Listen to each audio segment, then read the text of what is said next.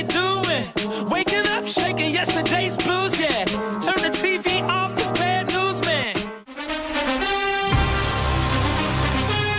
Welcome to The Sports Show.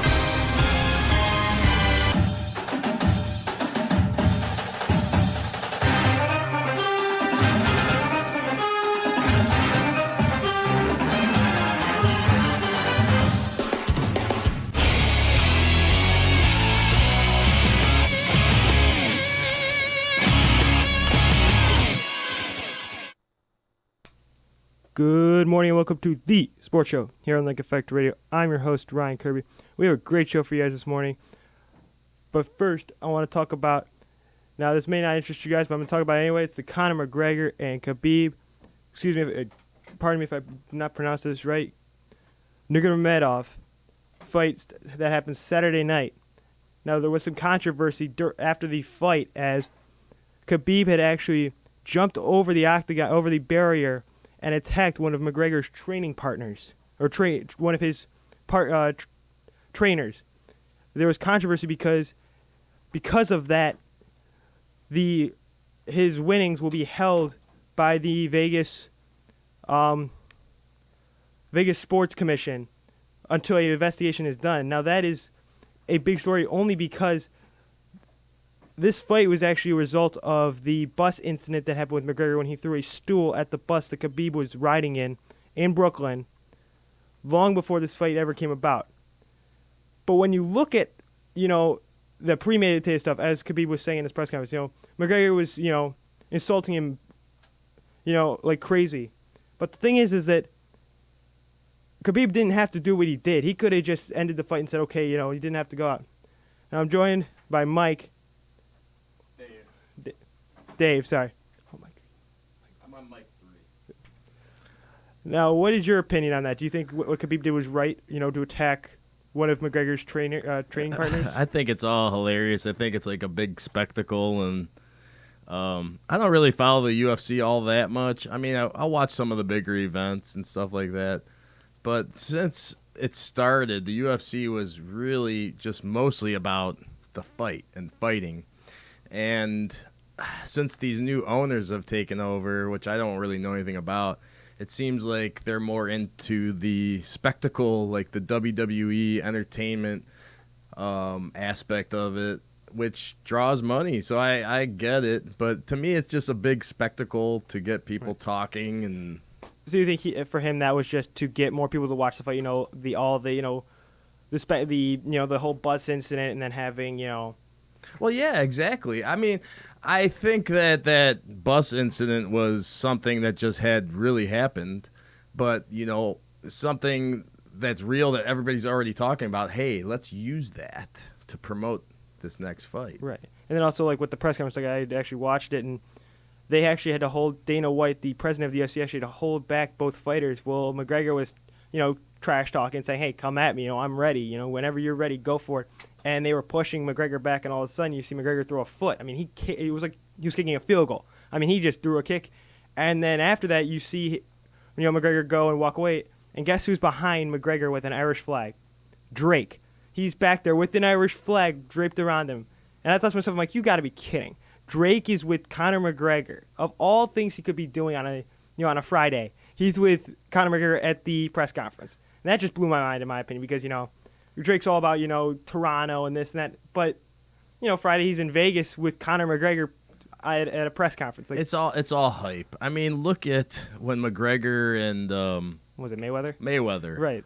All the crap they were talking about each other and like how degrading they were to one another. Right. And then at the end of it, they were best bros after that. Best friends. It was all about the money. It was all about the shock value to get people to. I like it. I like that kind of stuff. Actually, I think it probably needs that little mix of entertainment. Right.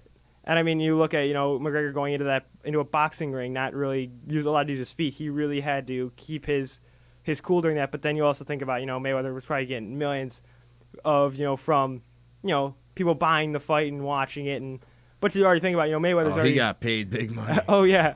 But hey, you look at his house. Like, I think it was a Sports Center segment. They showed his house, and he's got like 5 or 6 boot guys. I mean, he's got too much money. I mean, he's got. You're right. And then you also think, with McGregor, he's going off what Mayweather's been doing, but he's selling his own, whiskey. Like Right. if you think about that, I feel like McGregor, his Irish whiskey and this that. I get, he's dedicated to his country. He loves his country and he hopes to have a fight there. But for him to purchase or, it goes to the name right. His name is huge right now. It's like the biggest it's ever going to Right. be. So Right. if you're like a businessman, right. you're gonna want to do Right. everything you can to use that at your Right. advantage. What better way than sell Irish whiskey? Right. But then you also look at, there was a tweet that came out yesterday or after the fight from Mike Tyson about, this is just, it was, for Khabib to do that was just, he was not being humble to the point of, he won the fight. Wait a minute, Mike Tyson, the same guy that bit off someone's ear during a fight, said that someone wasn't being humble during a fight. He said he wasn't, no, it was uncalled for Khabib to actually go, as the people were trying to hold him back, to jump over and just be like that. And I mean, I get to the point of, they're taunting him, they're saying this and that, about his family, his religion. But I feel like Khabib should have said, and then they said like a crazed fan went into the octagon and actually punched McGregor in the back of the head. I saw that. I'm like, you got to be kidding. That blew Did me. that guy get his butt whipped? Yeah, well, it caught McGregor off guard. So, McGregor was, he was knocked down for about a second, and then McGregor came back up. But I feel like the UFC, you said, it's all No, I mean the spectacle. fan. Did they beat the crap out of him? They ended up, actually, security jumped in, because security, there was like a ton of security there because of it. But you said, how it's a spectacle. I feel like that's what it's come. UFC, it's the steep. Well, again, going back to the WWE kind of spectacle, like that happens a lot in during wrestling events. Fans go crazy. They'll jump in the ring sometimes. But hey, look at Gronk. It was the WrestleMania when he was defending one of his friends, and the guy spilled a beer. One of the wrestlers spilled a beer on him. He gets up and he takes his shirt off and he goes and he just. He does like an NFL type tackle. He just like spears the guy. In my opinion, that's what's so funny about it, is that you get these, NFL athletes, this and that at these, events, and then they go out in there, they don't even care about security. The security's like, the guy's like, just stay away from me. I got this, and he just goes ahead and just tackles the guy. Yeah. I feel like the NFL is becoming to that point of, the NFL is being used in some of these things. The type of maneuvers that they use, which is kind of funny because, the NFL, I get they're trying to be safe. All the helmet rules and this and that, but. Look at what McGregor's going through. Look at all these UFC guys. They're getting their heads bashed in, and now they're talking about using boxing gloves instead of, the open finger. Oh, really? Oh, jeez. Yeah, because people getting poked in the eye. Because during the prelims, a guy got poked in the eye. I've seen that. Yeah, that's happened. So they said like they're gonna either close up, get like not boxing gloves, but like gloves that are you can still open up your hand, but Right. the fingers are covered because they said that's just not safe. Right. I have to give them credit, but going back to the fight, it's like. It was a big spectacle, McGregor's, hard Irish accent saying all this and that, and I feel like, he's going to be going down as one of the best fighters, of our century for sure. You think? Oh yeah, and they said he was being compared to Muhammad Ali. In my opinion, he should not be brought up by a boxer. Other UFC guys, fine, but to be compared to Muhammad Ali, one of the greatest fighters of all time, is wrong. I could, yeah, I agree. Like I see the comparison sort of because, he's one of the best fighters in his genre and he's very entertaining like Ali was, but that's not even you close. can't compare the sports. With boxing, going from boxing to UFC, it's, it's a lot more. It's just, as my dad put it, it's beating the you-know-what out of people. It's just that. It's not, there's no... there is skill into it, but it's not the skill of boxing where, as my mom put it, you're dancing around in the ring. It's a dance. Boxing is definitely more of a dance. Right. With UFC, it's more of a knee to the face, this or that. But then you also think about a lot of these guys wrestled in college. So you look at that aspect of it, a lot of, like Stipe, he wrestled, and look at him now. Think about this. Stipe is a firefighter by day and a fighter by night. Think about how much time he takes. But you look at McGregor, he's probably not doing anything like that. So, you think about what people support more. In my opinion, I'd support Stipe because of what he does. Right, that's a hero. That's a real hero. he goes into burning buildings and saves people, and then he goes and, trains. What McGregor does is wrong because he goes and sells whiskey. Anybody can do that. Right. But I just feel like that he's over his head. He's like the next Johnny Manziel, if you will. He's over his head like he thinks he's the best of the best, but someone's going to come in and say, you know what, you're not. Yeah, I don't, I don't really, as I said, I don't really follow the UFC. Like, I'm not a diehard fan of it or anything. Right, but right. the way I look at McGregor is he's just a flash in the pan to me. Like I just Right. think he's another one of these guys that is popular right now, but in Right. a couple years he's Right. I mean, gonna for be all we just know, like an afterthought. I mean, for all we know, a couple years we may see Stipe and McGregor go at it, and McGregor and Stipe may beat McGregor, and McGregor may just be that one year wonder, if you will. Right, and there's been a lot of those. There's been lots Oh, of yeah. those. I mean, but like you also look at having like the fights in Vegas. How big Vegas is. The gambling and all that. It's like, and you think about if you lose a fight, a UFC fight, you get 20 grand, but if you win the fight, you get 50 grand. So basically, it's like a win no matter what, or you get money no matter what. Which, in my opinion, they should completely change that. Because I feel like these guys, they go in and they'll just stand there and take all the hits and say, okay, 20 grand, thank you. I don't know. I can't. I mean, I could see, I guess, maybe a fighter doing that. Personally, if I was a fighter and there was $30,000 on the table, I think I'm going for You it. mean 50? Well, 50 is the Well, ring. you get yeah, right. So you could either win 20 or 30,000 more. So Oh, true. if I got 20, but hey, I don't know. I mean, that's what I feel like. I guess I don't follow the sport enough to know. Right. But I mean, you see all that and you think, it's like, as teachers say, everybody gets a trophy, which I feel like it's wrong in a way because it's like you got to work for it. You can't just, I mean, as I said before, look at Stipe. He's, saving people by day and, a fighter by night. He's doing other things. He's not just focused on fighting. But then you look at other guys, they're just focused on that's their thing 24/7 is UFC, Right. from like my guess is probably 6 a.m. to about probably 9 p.m. something like that. But like, it just when UFC, back then, my dad talks to me about how boxing was like the UFC of like the 90s and this and that. UFC is becoming like that. That I'd call it the way. Like I told my dad, I said it's the way out for people who are maybe struggling with addiction. That's their way out, and I feel like that's not that that's a good way out, but it's just, I feel like that's a way out for people. Like you think about some of these guys, they could be variously doing drugs or what have you, but instead they're fighting, which I feel like that's a great, it's not a great alternative, but it's... Yeah, it is. Just as long as you're not going beating random people up if you're doing it. Right, it's not like it's street fighting. It's just, it's organized and... Yeah, I agree. I think it's great for that. It's great. It's great for people as far as, instead of doing drugs or, they're going and they're, doing something else that they could like help their families with, making money. Definitely. But then you also think about guys who will, get the big fights, the blockbuster fights, if you will, and then they get over their head like McGregor. After the Mayweather fight, he was way over his head, like, hey, I can take on anybody. But then you also think about different sport. Well, look at again that sport too, and how it's becoming entertainment. What was that guy's name? Chael Sonnen. Do you remember him? I do not. He was like the biggest talker. Like that's what he became. He was more popular for his mouth than his fights. And that was just 2 or 3 years ago. So that just goes to show you don't even know who Chael Sonnen is. Right. He was one of the most popular guys in the UFC, and he was a flash in the pan. Right. Here today, gone tomorrow. Right. I feel like that's how McGregor's going to be. I think so. If he gets a fight with Stipe will, beat him up in the first round. I'm putting a prediction down right now. If there is that fight, I'm saying first round knockout by Stipe. I agree. Because, in my opinion, McGregor, he's got the long legs, he's got the athletic ability. But you look at what Stipe has. He's got his wrestling background. He's got, fighting fires. He knows different maneuvers that he can do in fighting that he does while fighting fires. And so McGregor is just a little guy. Too. He does his he's talking. He's got a big mouth. a big Irish mouth. Because he's got that guy with with a big mouth. Right. He's like Johnny Manziel. That's a perfect example. But I feel, watching the press conferences, seeing, him, just taunt Khabib out of nowhere. I feel like that was, I could see where Khabib was like, that's a disgrace to my family. He's talking about my father, my family, my religion, my country.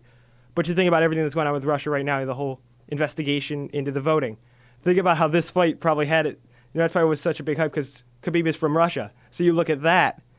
That could have. There's how he said. But you lost me on the Russian voting thing. Because Khabib is from Russia, and he's talking about my family, my country.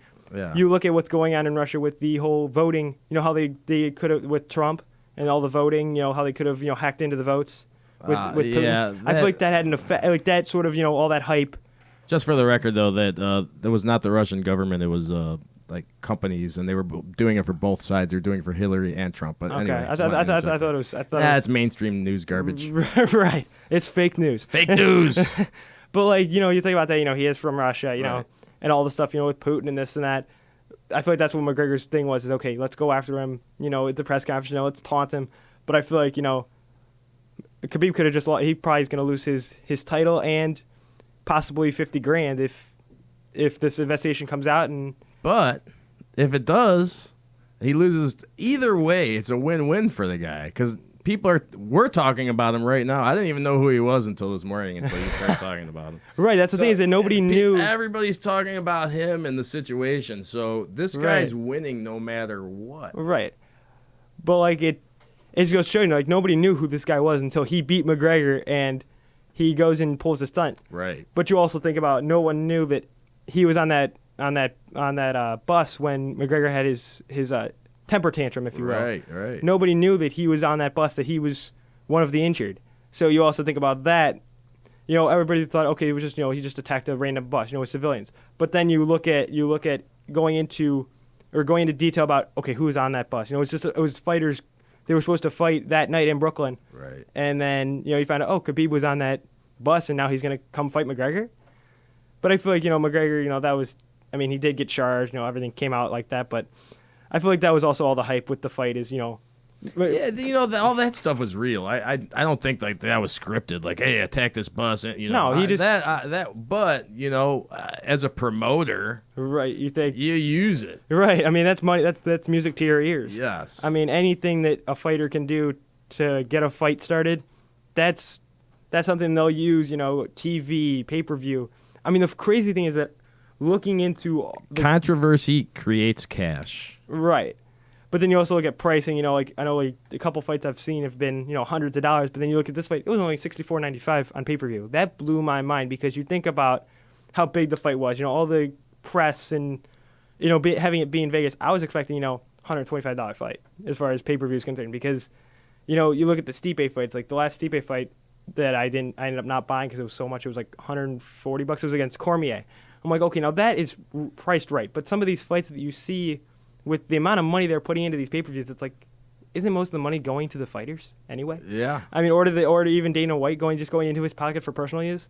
I feel like there's like with WWE, they're going to cancer. They're promoting all the breast cancer awareness but with UFC, it's all just going to their pockets for personal use. I feel like the UFC needs to look at putting it to charity. Because that's why UFC. I feel like that's why UFC gets a bad rap. Is that they don't take any of that money to charities or do any special events. They just pocket it and I mean as Mayweather does with his money after boxing matches. He just goes and buys a Bugatti or a Ferrari or another diamond ring or something. Right. I mean they only think about themselves before they think about a charity, which in my opinion is just wrong. Because if they were doing something like that, I feel like UFC would get a better rap. They actually care about the world. They don't just care about themselves, Yeah, that would be cool. I mean, because WWE, yeah, it's fake, but they're still helping out, charity with doing the breast cancer awareness stuff. And I mean, even look at the NFL; they're going to be wearing. I do know that the WWE is a publicly traded company. That could have something to do with it. I don't know if UFC is a publicly traded company or not. I don't know, but I feel like if they weren't, they should still do something to I the point agree, of totally. taking some of that money and putting it, And for to that matter, charity. any big company in the United States Right. should be doing that. Right. That's making that kind of right. money. But when you've got national attention, they should take some of that money and put it to like, take it to like one of the children's hospitals and donate it. Don't just or if there's a hurricane somewhere in right the, go, donate to right. to like South Carolina, those states Exactly. affected by Hurricane Florence. That would be cool. I mean, because I feel like those guys, they are just seen as selfish, I mean, they're just seen as selfish guys, and they just don't care. I mean, I'm a but casual UFC fan. I feel like the only person in UFC that cares is Dana White and Stipe. Those are the only two because you look at Stipe, as I said before, he's a firefighter. He helps out his community, but he's also a fighter. He's a Cleveland guy. Right, he's a Cleveland guy. And I want to interject this. I believe he is going to be signing autographs at one of these car dealerships. I wish I knew which one, but like this weekend or something locally. So if anybody wants to look into that. I'll say I did not know that, but Now, switching from fighting, I want to go to football. Browns. How about the Browns? Getting that win. How about those Browns? And with Baker Mayfield going 25 of 43 for 342 yards and the touchdown and interception, and Carlos Hyde adding 17 carries for 63 yards, and then Rashard Higgins having 3 receptions for 66 yards and a touchdown. Do you feel like Baker Mayfield is I heard on the radio this morning they're saying, Baker Mayfield is the guy for years and years to come. He is. But think about it, it's just one game. It's not though. I mean, it's not like it's the Super Bowl or I feel like that was. Yesterday I think it felt like a Super Bowl because. But here's something. You can see that he's a great player just by the way he plays. Right. In the way he works. That work the way ethic. he works, and then I heard a couple of the interviews where they were talking to some of the players after the game, and everybody to a man was just saying like how inspired they were by him because he's so inspiring. He just goes in with this attitude like, "Don't worry, we're gonna do it." Right. And it rubs off on everybody. Right. Look at what I was watching the game, and Hugh Jackson was just going, "Just go for it." Like he was just saying, just go for it. Right. He wasn't. And that's something that the Browns fans have not seen, and I don't know if I've ever even seen it, where we've had one of these special quarterbacks where the coach could actually just say you know what, this guy, and even he's think about the this, man. Even with communication problems, like they were saying, like in the first quarter, the speaker in Baker's helmet wasn't working, so I feel like they had to go back to Baker's colleges, the signs and what have yous. So I feel like that was another thing that we won, but the speaker in Baker's helmet wasn't working for the first quarter. That's another thing. He's a very intelligent quarterback, right. And he's going to end up, as he grows in the league, right. He's going to end up being one of these player coaches, I believe. Right. He knows the playbook, right. He knows all the plays. Right, but you also that's what you need. You need like somebody like a Tom Brady that's right. not only a great quarterback, but can coach on the field right. also. But I feel like one thing he needs to work on is they need to work on him more under center because I know he was under center yesterday and he didn't, fumble the ball at all. But I feel like that's one thing he needs to work on is that getting used those to that. are all small little because things that could be corrected. He was in the shotgun most at Oklahoma. That's what the college game is mostly about. Is being in the shotgun, doing a clap, not really saying anything. But then you get to the pro game, you're under center, you're handing the ball off. It's not really those trick plays, But well. There's a lot of little factors, not just the I believe it's the players. He's still getting familiar with these players. Oh yeah, timing and right. It's a lot of factors. Right. Him being a rookie, new players, right. new system, the NFL. Right. This is not college. This is the big time. This is the big time. And I feel like that pick he threw under Rashard Higgins, went the wrong way. I feel like there was communication issues with that as well. But for him to come in, his first home start. And to see the stadium half almost filled, we haven't seen that since we were looking up videos about the Browns leaving. Since the Browns were big in what was it, the 80s or around those times. The 80s they were awesome. The 90s that's when we left was the 90s. When we came back, we kept that place packed for a good 10 years, I'd say, since right. we came. Maybe more. It just was up until recently the fans just stopped caring. Right, because, of all, the Josh Gordon stuff, now that Josh Gordon's away in New England, and in my opinion, he's probably becoming all pro. Who knows, sooner than later, because he's going to have Tom Brady, I don't know, this is probably not true, but part of me thinks that the owners of the Browns, mm-hmm. when we came back, mm-hmm. why did they even have to they didn't have to really try hard to make good teams because they knew the diehard Browns fans would come and buy tickets to every right. single game. And heck, we could have had Bill Belichick right now. New England probably wouldn't have been a team for the ages if we would have kept Belichick. We could have very easily had Tom Brady. Baker Mayfield could have been the backup right now for Tom Brady, backing up Tom Brady. Think about that. Yeah. That. For them to move the team, you said it was just wrong. It was, disrespectful because, think about it. As you said, football was invented in Canton. The Pro Football Hall of Fame is there. It's been there. So I think for the Browns to get these wins, to be above 500 or to be at 500, it's amazing. Really. If really we could be undefeated. Really, right? We could have beaten Pittsburgh. We could have beaten Oakland. We could have beaten New Orleans. This is the most competitive Browns team that, even with a 2-2-1 record, right? The most competitive team I think I've seen. Same. Probably since Derek Anderson. what was that, 2007? Yeah.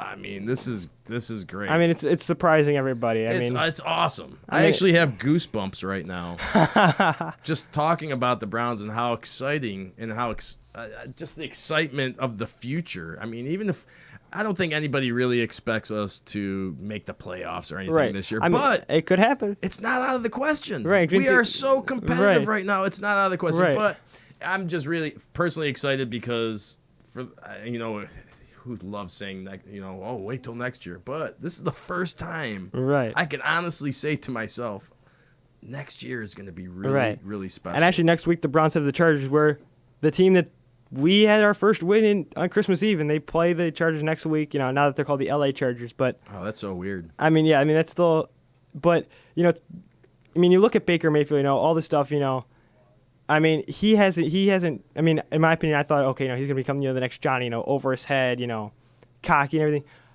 But he's just like that humble guy that just can go in and just make plays. I mean, he had a few mistakes yesterday, but it wasn't like it was, a pick six or this or that. But when he had that first pick, he didn't get down on himself. He talked to Hugh Jackson and said, okay, what can I work on? And it was like he just got, when he was He's on the a sideline. special guy. Oh my God, he's got that intangible that you just. I It's could- called I mean, it. You right. don't know how to explain what it is. Right. But he's got it. Right. And then you also think about, I feel like this lifted the city up after, the Indians are now down 2-0 to the Astros. I feel like the Browns win really lifted the city up because, the city was down and like, oh, no, we're done. But for the Browns to get that win just was like, okay, we got a special team like in Cleveland. A Browns winning record during the season would, I think, be bigger for the city than an Indians playoff win. As crazy as that sounds, I really truly believe. Now, wait, that. that compared to an Indians World Series win if that happens. I mean, look at that. Think about that. If we, oh God, I don't even want to get into that. All those World Series championships we should have Right. won. We should have won in 2016. That's a Oh, no-doubter. God, But no. but like, I told my parents, I said, you will see the Browns on CBS on February 3rd. I'm because they can compete with the Patriots. Who cares if they don't have Gronk? Or who cares if they have Tom Brady or Gronk or Gordon?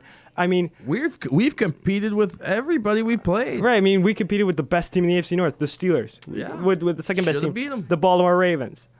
Beat 'em. We competed with the Saints, which we lost, but it was still Shoulda beat a them. good game. Competed with the Raiders. And that's all you can ask for as He's- a fan is to just have your team in the game. Right, and that was And it. we're not used to having our team in any game. Right. And that was our second, what was it? Second overtime game? Because we had Third. Third, yeah, because we had this. That's another thing. Yeah, third. I mean, last year we didn't see any overtime games. It was all regulation or.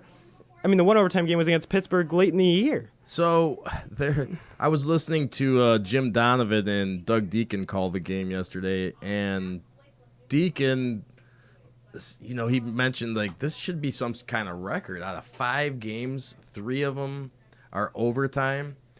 And they pulled up a stat. I think it was 1988. The Browns had 5 overtime games in one season. So there's a record for Right. you that we're on pace to maybe breaking. And the crazy thing is, I was watching the game on CBS, and who was it? One of the guys on there was saying, "Oh, this would be the first tie, where a team it's been 9-9." I'm like, really, you're really gonna go there and talk about that and just jinx us? Like, knock on wood, you're gonna jinx us and say, "Oh, the Browns are gonna tie." Because in my opinion, if that would have happened, I feel like the city would have just been like, "Are you kidding?" And then for the officials, to I don't know if you saw the Jarvis Landry Oh, with God. that collision. That should have been, well, I mean, you talked to Gene Steratore. It was illegal contact. Right, and I feel like, oh, yeah, the ball was thrown over his head. So what? Jarvis Landry could have been down the field at probably the 10-yard lane catching that ball. Well, either way, it was still illegal contact. Right, because it was like a pick Which set I in think basketball. is like a 5-yard penalty. Right. So, But, I mean, hey, we still won the game. we still won. But I feel like, the officials, I mean, you look back at the Oakland game, the officials failed us. I mean, they even came out the next day and said, yeah, we missed, that strip fumble. We missed a couple calls. But in my opinion, I think for the officials, to have that talk at the end of that play and say, okay, could we throw a flag? It baffles my mind after all these years of the NFL, and they still, and all the instant replay and going to the booth and this Right. and that. How do they still get it so wrong so many times? But hey, as I said before, we still won. It wasn't like we lost the game like against Oakland. Because I feel like everybody's gonna look past. But my point, I guess, is how does everyone in the country, a guy that's drank 5 beers out in the stands, a nice buzz on, and he knows that was illegal contact. I mean, even you probably heard the stadium. The stadium was going nuts. Like, are you That's kidding? what I'm saying. Because I feel like, I know, going back to what you said a couple weeks ago about Bottlegate. I feel like we could have seen another Bottlegate Yeah. if they would not have talked it over and said there was no foul, and the whole stadium went nuts. I feel like we could have seen another Bottlegate. Because it wouldn't have surprised If we would me. have lost that game, oh boy, We could have seen another one. we could have. But it probably wouldn't have been as bad because now with all the plastic bottles. No, we don't want anything like that to happen ever again. Right. So But I mean, you also think about everything the Browns have been through. Leaving Cleveland, coming back. Art Modell. But you also think about Haslam coming in, getting a new GM and John Dorsey. I mean, look what John Dorsey did with the Chiefs. He took them from a nobody team to a potential playoff contender. I mean, look at them now. They got Patrick Mahomes. They got Tyreek Hill. I feel like that's what John Dorsey is bringing to the Browns, is that winning mentality of, you know what, if it's overtime, so what? That's just another chance for us to win the game. Now, the one thing I don't like about, speaking of overtime, is how they don't go into a second overtime like in college. It's one overtime period and then that's it, which, in my opinion, is wrong because, we could have very easily gone to double or triple overtime and beaten the Steelers. well, in that, I'll tell you, I agree with you that I would like to see it more like college. right. But with that said, I do remember when it was just the first field goal won the game. Whoever scored first, game over, that's it. The other team doesn't get a chance. I Right. mean, we got screwed in the 80s by John Elway and the Denver Broncos on the drive Right. because of that. Right. Kick the field goal, game over. Right. So I don't hate these new overtime rules, but I agree. I would like to see Yeah. it a little bit more like. Because I feel like we could have college. we could have beaten Oakland. We could have beaten. I mean, we couldn't have beaten Oakland because they kicked the field goal, but we could have beaten Pittsburgh because that game would have never ended in a tie if they hadn't Right. gone to a second overtime. Right. But I feel like you look at that game specifically, the Steelers have beaten us the past couple of years, but for us to hang with them, hang with Ben. I mean, We're hanging with everybody. Right. Man. Our division too. The AFC North is Right. a tough division. right. But then you also look at the Steelers did not have Le'Veon Bell. That's another thing you have to think about is that they'll have Le'Veon Bell in the second matchup in week 8. But or what was it? No, week let's see. Yeah, week 8. They'll be in Pittsburgh and the Steelers will have Le'Veon Bell. So I think that'll make a huge difference because you think about that. You had a rookie running back in James Conner. Antonio Brown wasn't really on his game. I mean, you think about what he said before on Twitter, "Oh, trade me, let's see what happens." That's going to be another thing is that Denzel Ward's going to have to be on top of his game as he is all the time. I mean, look at what he did. He blocked that field goal. Wow. He had that pick that could have very easily hit the ground. I mean, I think for the first time, if you look at how many people actually watched that game yesterday, it had to be up in the thousands, if not the millions, because, the Browns, for once, nobody's like not watching the game. They're just, watching the game and just having a good time. Right. Because we got to be the most exciting team in the NFL right now. Oh, for sure. Because, I mean, you think For about. sure. I mean. Everybody, not only I'm talking about excitement as far as the gameplay, but all the hype with Baker Mayfield. Oh, yeah. Like I was saying, I was listening to Doug Deacon and Jim Donovan. Jim Donovan, Right. and we have a new affiliate in where's Mayfield from? Oklahoma. Oklahoma. Right. So we have a new radio affiliate down there. They have just to listen to the Browns games because Baker Mayfield's on the Browns. Yeah, that's So- right. And then you also look at, I mean, you look at all that, hearing Lincoln Riley say, "Oh, Baker's, the real deal." He is, and you even look at his backup now starter, Kyler Murray, and they said he was drafted by the Oakland Athletics to play baseball, but he said he's going to finish up his football at Oklahoma and then go to baseball. I mean, think about that. I mean, you look at how all these guys, coming out of college, they're playing either baseball or football. I mean, there's some basketball players. Don't get me wrong, but I feel like Tight ends are the best, basketball players are the best tight ends. Right. I mean, look at Jimmy Graham. He played basketball, and now look at him now. He's one of the best tight ends in the NFL. Definitely. But I don't know about Gronk. I mean, he's the best tight end, in the NFL. But I don't know if he played basketball. But you look at all these guys. LeBron could have very easily been a great wide receiver Or tight end. or tight end, either one. Yeah. But I mean, then you also think about who was it? Terrell Pryor, going from quarterback to wide receiver. I feel like that was a bad move on his part because he was so good at Ohio State at quarterback. He could have stayed quarterback, but he just guys want a different scenery. But Right. and you also look at Braxton Miller. He's with Houston, and you haven't heard his name, making big catches or. So I feel like some of these guys who have gone from quarterback to wide receiver, changed positions, are regretting that in the long run. I think any player that ends up changing positions, it doesn't work out for him too well usually. Like, oh gosh, Josh Cribbs. He's the one exception. I wish that we would have made him a wide receiver Right. right away instead of him just doing kick returns. I mean, he could have been a quarterback. I mean, he was the quarterback He at was, Kent. right. He was at Kent. Now, I want to ask you this question. Do you think Hugh Jackson's job is secure? Do you think he is secure in Cleveland, despite the 1-31 record? Yes. Or what is it now, 3-31? Yeah. Something like that. I mean, do you feel like he is here to stay? Like they are not thinking about trading, or letting him go, or firing him, or. I can't get into their heads, obviously, but I would think his job is secure. I think that he's doing a good job. Right. I mean, all you can ask, I said this earlier, all you can ask of your head coach is to make sure that your team is in the game in the fourth quarter. He's Right. done that every right. game. And I feel like him not calling plays is really helping him because he doesn't have to multitask. He just worries about, okay, let's keep the guys their cool. Like Greg Williams and Todd Haley do their jobs. And I mean, look at our defense now. I mean, think about last year. Our defense was like the worst in the NFL. Now we've got Myles Garrett, who's like fourth or fifth in the NFL in sacks. I mean, Myles Garrett, they were saying, was actually 6'3", about 240, coming out of high school. I mean, that just blows my mind because you look at how good he is. I mean, if I was Josh McCown or any of these quarterbacks, I would not want. I mean, you see that guy coming at you, you're going down. You don't want to get hit by that guy because you look at how big he is. I mean, but I mean, you think about that.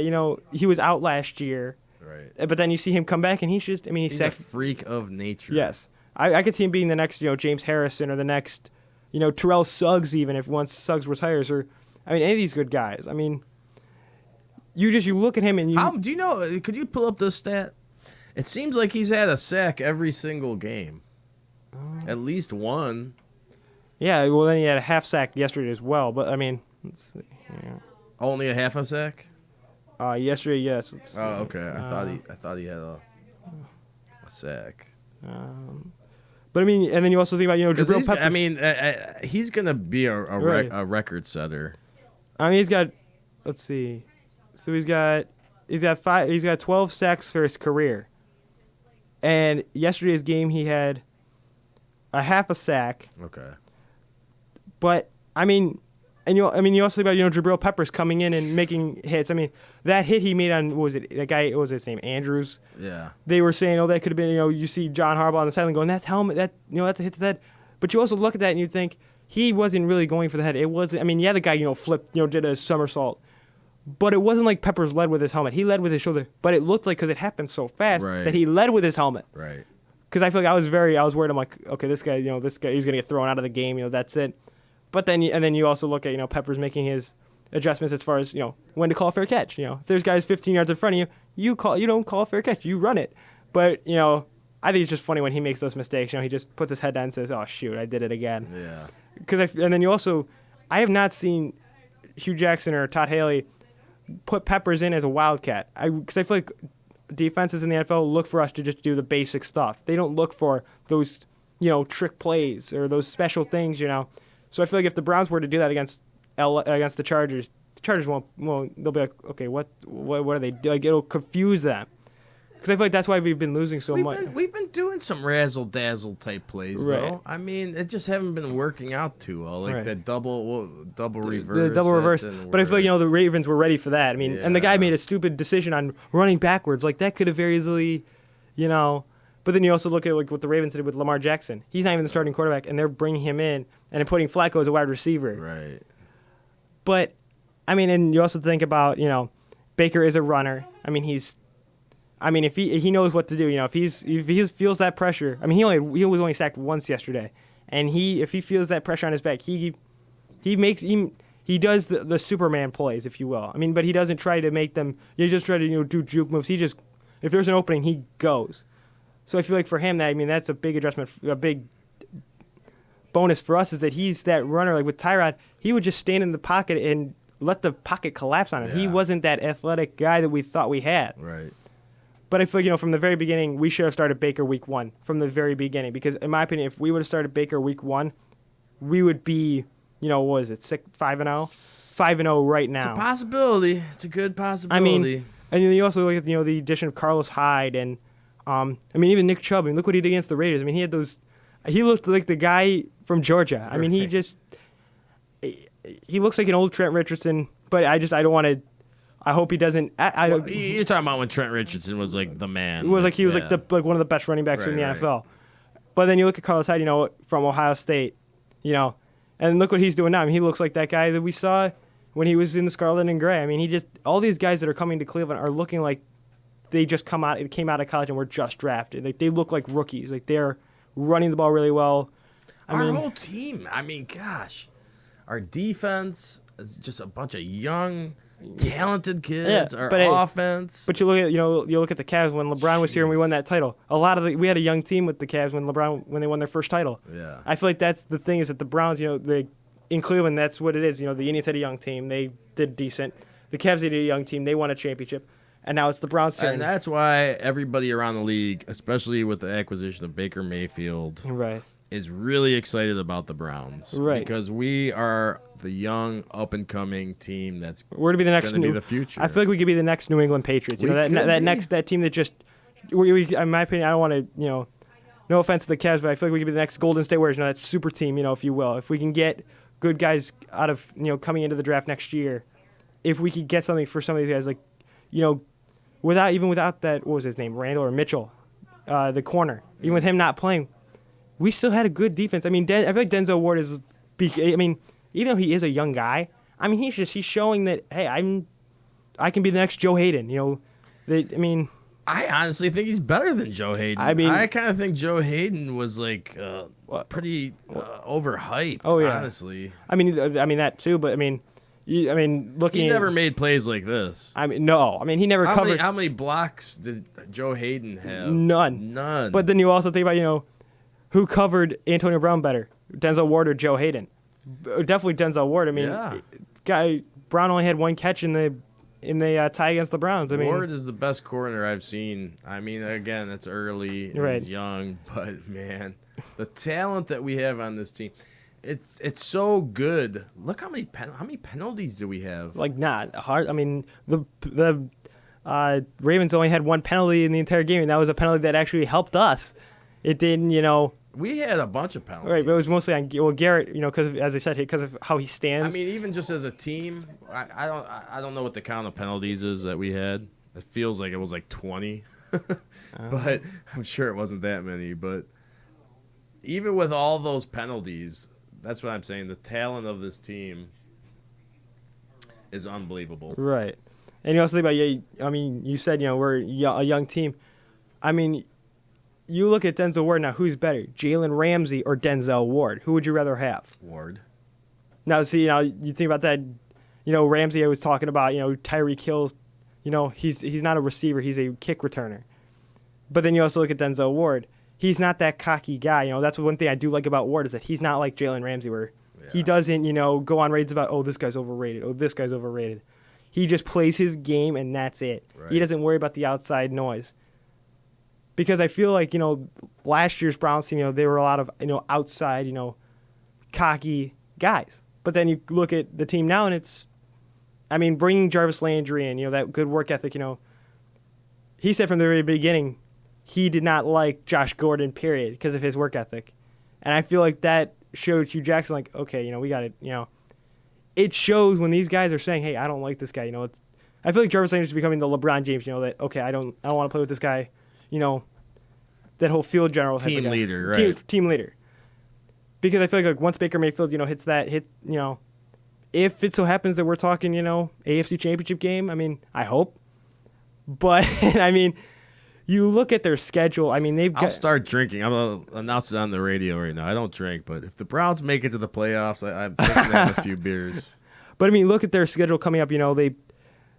They have they play at home against the Chargers. Then they're in Tampa, at Pittsburgh, at home against Kansas City and Atlanta.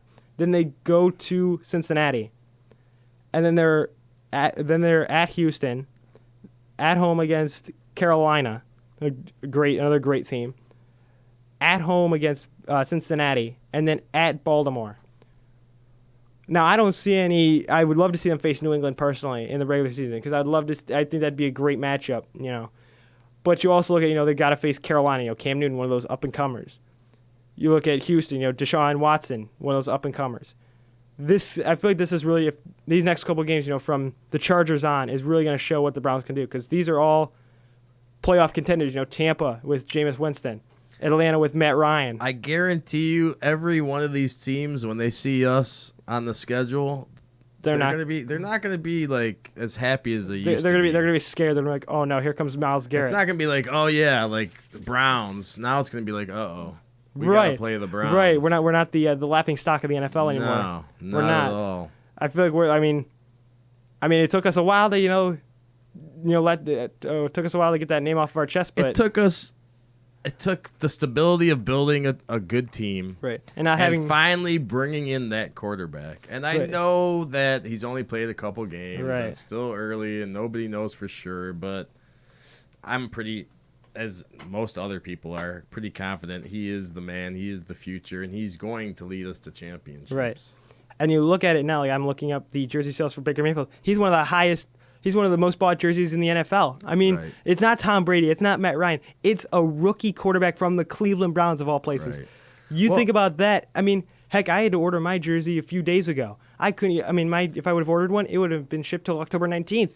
So wait, how old are you? I'm 19. Okay, so being only 19, this is no offense to you, but the Browns fans, there might be more Browns fans around this country. In this country than any other team. London, London. I mean, but you gotta remember all the people all the people that end up leaving Cleveland to go live elsewhere. Somewhere else.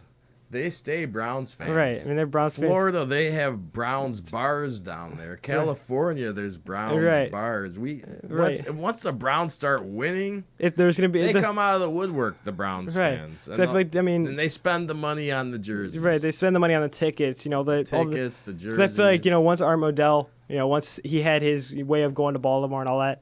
When we came back, I feel like still hate you, Art Modell. I think everybody does because of what he did. We had a great team. With was it Bernie was playing or no? Was that not that time? At that time? Well, that was around that time. That was a whole nother.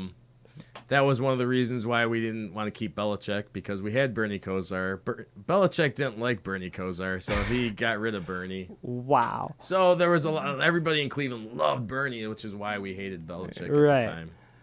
But I mean, you look at all the stuff Modell did, and then for Jimmy Haslam to come in and just say, hey, I'm ready to recreate the team, and he did that. I mean, I actually like the one thing I do like about the team altogether is what they're doing with before they had with the end zones. They weren't painted; they just had Browns and Cleveland. Now they've got that pattern. To be honest with you, I love that. I love everything they're doing. I love even the uniforms are there. There's a subtle difference. It seems like the brown is browner. It's almost like a black color brown. It's like you can't get any browner. And the orange helmets are like they're like a little. They're not that. They're like a shiny orange. They're not that orange construction cone color anymore. Now it's almost like a reddish. Which is nice because you know what? That's the show of toughness. Yeah. But the other thing I like is they're not putting the helmet at midfield. It's just a blank thing. Right. Which I love because it's not that I mean I think we're the only team now that has natural grass. Is that right? Or is there a few other teams that have natural grass? I would imagine Green Bay and Oakland probably because of the baseball. Oakland, yeah. Right. I'm sure there's a few others. But I mean, you think about that. A lot of these other teams, have shiny stadiums. You look at Dallas. You look at Atlanta. Our stadium is like. Our stadium's a piece of crap. I mean, I wouldn't say it's that, but I mean, it's a piece of crap. There needs to be some more upgrades in my opinion. We need to tear that thing down and just build a brand new thing. They rushed that stadium. And they were calling it state of the art because it was so cheap to build. Right. That's a whole nother argument for me. Right. It's right on the lake, but you can't see the lake. It's right. As they called us before the parking. Right. As they called us before all the winning happened, the mistake on the lake. Yeah. I mean, but then you think about as you said, all the Browns fans all across the country. I mean. To see the way the Browns rebounded. I mean, they were 0-16 last year. And I guarantee, let me just interject this. If the Browns won the Super Bowl, that party that we had downtown for the Cavs, Uh-huh. it wouldn't even. They wouldn't be able to fit enough people downtown. They'd have to extend. You're saying like There was like what they say, like 1 million people for that. there was like one. There'd probably be like 5 million people or something to show up for the Browns winning. But I mean, you think about. I mean, you said the attendance for a parade. I mean, you look at that and it blows your mind. I mean, to have what was it 1.3 mil, something like that. Something like that. I mean, yeah, 1.3 million people were in Cleveland for the How many parade. people show up to parade? I mean, look at the Columbus Day Parade today. Who knows how many people are going to show up for that? But there's trying to be a lot. No offense to them. I mean, I'm Italian and I love Columbus Day. Paisan power. Right. I'm But Italian too. But I mean, it was the first championship in Cleveland sports history. It was the hometown guy who brought it to us. But I feel like if the Browns can, I feel like it's going to be like Philadelphia. I mean, not the whole fire. I feel like people are being knocking down. I mean, just having a good time. Maybe stomping on a couple police cars. No offense to them. I mean, I mean, not going to that effect. Yeah, Cleveland. I think we're smart enough not to destroy our own city. Right. But I mean, we'll have a good time, but not Right. go crazy. Just like we did with the With the Cavs. I mean, there wasn't that much bad stuff that happened. right. But I mean, you think about that. I mean, you look at when they had the first win. The police put out, "Oh, congratulations, Cleveland! You get the first win." He's like, "Oh shoot, the beer thing." Calm down, Cleveland. I feel like that's gonna be another thing. Is if the Browns win the Super Bowl, the Cleveland police are probably gonna put something up. But you know what? Think about it. When I was, what was it? It'll be a love fest. Right. We don't. I mean, people will be peeping their people horns. like no offense to anybody that's from Philadelphia, but those people are like just crappy personality kind of people. Like Right. any place where you would want to destroy your own city because you won a championship. We don't do that here in Cleveland. We hug each other and like, oh my god, we cry on national cry, TV. yeah. I mean, even for the first win, people were crying and having a good time. It's about the love of the city, Right, Like, I never understood that. Like Right. your city just won a championship. Now you want to burn it down. That never made any sense. But I mean, people to just me. sometimes people go over their heads. But I mean, you think about that, and I mean, yeah, there's no hometown. I mean, there's 2 or 3 hometown guys on the Browns team. You look at Denzel Ward from Ohio State, Carlos Hyde from Ohio State. I feel like Baker Mayfield is going to become a hometown guy, even though he already is. I mean, but then you also look at I'm still surprised. Because we do adopt people in this city. Right. I just feel I was surprised that nobody booed when Peppers was introduced. I'm surprised nobody booed him, considering he was from that team up north, if you will. We forgive and forget. I'm not going to mention that name because it'd be wrong of me to mention that, considering I live in Ohio. Look, we had Braylon Edwards. Oh, true. I mean, he's from that team up Right. north. I mean, I mean, but I mean, you look at that. Nobody. That whole rivalry with Ohio State and that team up north. You look at that. That really didn't have an effect on Jabril Peppers. He came and he said, you know what? If people are going to boo me because of where I went to school, you know what? Hey, that's Ohio. Because you think about that ravilry is a big one now that Jim Harbaugh's the coach at Michigan. Oh shoot, I said that name, but whatever. But I mean, you look at that. I feel like the Browns, they're going to become that that big team. That I mean, I feel like they are going to overshine Ohio State, even though at 2 different levels. They're going to at one point or another they're going to overshine Ohio State. That would be awesome. Because I feel like having Urban Meyer as head coach at Ohio State, kudos to him. He's a great head coach, but. You look at the talent that he brings in. He brings in fantastic talent. But then you get to the pro game, and it's like the Browns are, that team. They are just like you think they're. I mean, they are a bunch of young guys. I mean, but then you think about everything Cleveland went through, and There was a time that, when Jim Tressel was the head coach of the Buckeyes. The Buckeyes could have beat the Browns. Right. But then you look at what Tressel. I mean, Urban Meyer, he's only had one off-field incident. But you look at Tressel, he had the tattoos and. Yeah. So I feel like if everything can stay good for both Ohio State and the Browns, it's going to be a football town. The Buckeyes and the Browns. I mean, it is. It already is a football town. Oh yeah. The Cavs winning that championship was just lifted the city up on lifted the spirit. We needed something, but this has always been a football right. town. I mean, football was invented. As you said, football was invented in Canton, down in Canton. I mean, the Pro Football Hall of Fame is there. You got Jim Brown. I mean. Look at Jim Brown, the greatest NFL player ever. Yes, for sure. But you also, he's still coming to games. I think they showed him yesterday at the game. I mean, he's still in shape. I mean, I think, you said it perfectly. He'll go down as one of the greatest NFL players to ever, or one of the greatest running backs to ever live, in my opinion. But, to have him to still come to the games when he's what is it, 70 something? Wait, what are you asking? about Jim Brown. You look His at age? Yeah, his age. Oh, that's a good He's question. 82. Yeah. I just pulled up. He's 82 years. To be 82 years old and still coming down and enjoying. We need it. a statue of him. Like, in front of, for sure. You know, like Definitely, because I mean, you think about all the stuff he does. I mean, actually, my dad actually had the privilege of playing golf with him at a company golf outing that my dad went to.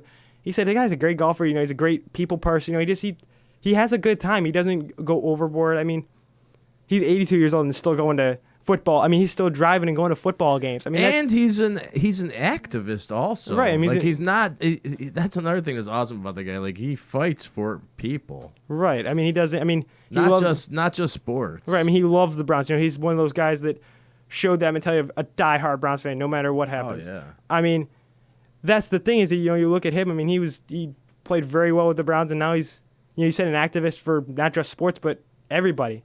I mean, that just goes to show that no matter what Cleveland does, you're always going to come back to, well, we had a great running back, we had a great this, a great that, because ever since the Cavs won the title, I have not seen anybody upset about a Browns loss. I mean, yeah, we lost, but it wasn't like when we were losing consecutive games. There was really no hope. There were, since we came back, there was a couple years, like I mentioned earlier, like Derek Anderson, and we had a couple runs where we made the playoffs or were close to making the playoffs, but there was no real hope of a future for this team. For me personally, this is the first time where there's actual hope that is going to happen. Right. Like, I mean, you can actually see it. Like, right.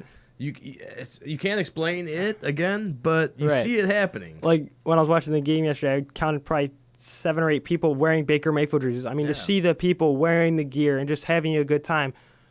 You look back at last year, there's probably that stadium was not even half full last year for games because we were, as I said, they were the laughingstock of the NFL. But now you bring in a young guy like Baker Mayfield, you take the pressure off of Hugh Jackson calling offensive plays and put that on the shoulders of a Super Bowl winning offensive coordinator in Todd Haley. Which I love Haley too. I love his moxie. I love that. I mean, 2-point conversions. Go for it. Even if we don't make it, Right. I'd rather see an aggressive right, coach and a risk-taking play. risk taker than punt, field goal, like Right. Or like you look at, Greg Williams. love I mean, think about when we didn't have Greg Williams as our defensive coordinator. Our defense, as I said before, they were like the worst in the NFL. Yeah. And you look at it now, we're up there with Baltimore, with Pittsburgh, with New England. We're up there. So I feel like, getting that addition, really, I mean, I get Hugh Jackson wanted to show, hey, I can multitask. I can call plays at the same time as coaching. But that just wasn't, because in my opinion, if we have had those guys last year, I feel like we could have made it to the playoffs last year if we had Haley and Greg Williams. last year. I mean, I think that's what all falls on is Hugh Jackson because you look at, I mean, he did all that. And it's like, I mean, he was trying so hard. I'm an advocate for defending head coaches. I really am. I don't think we've had to. You could be right.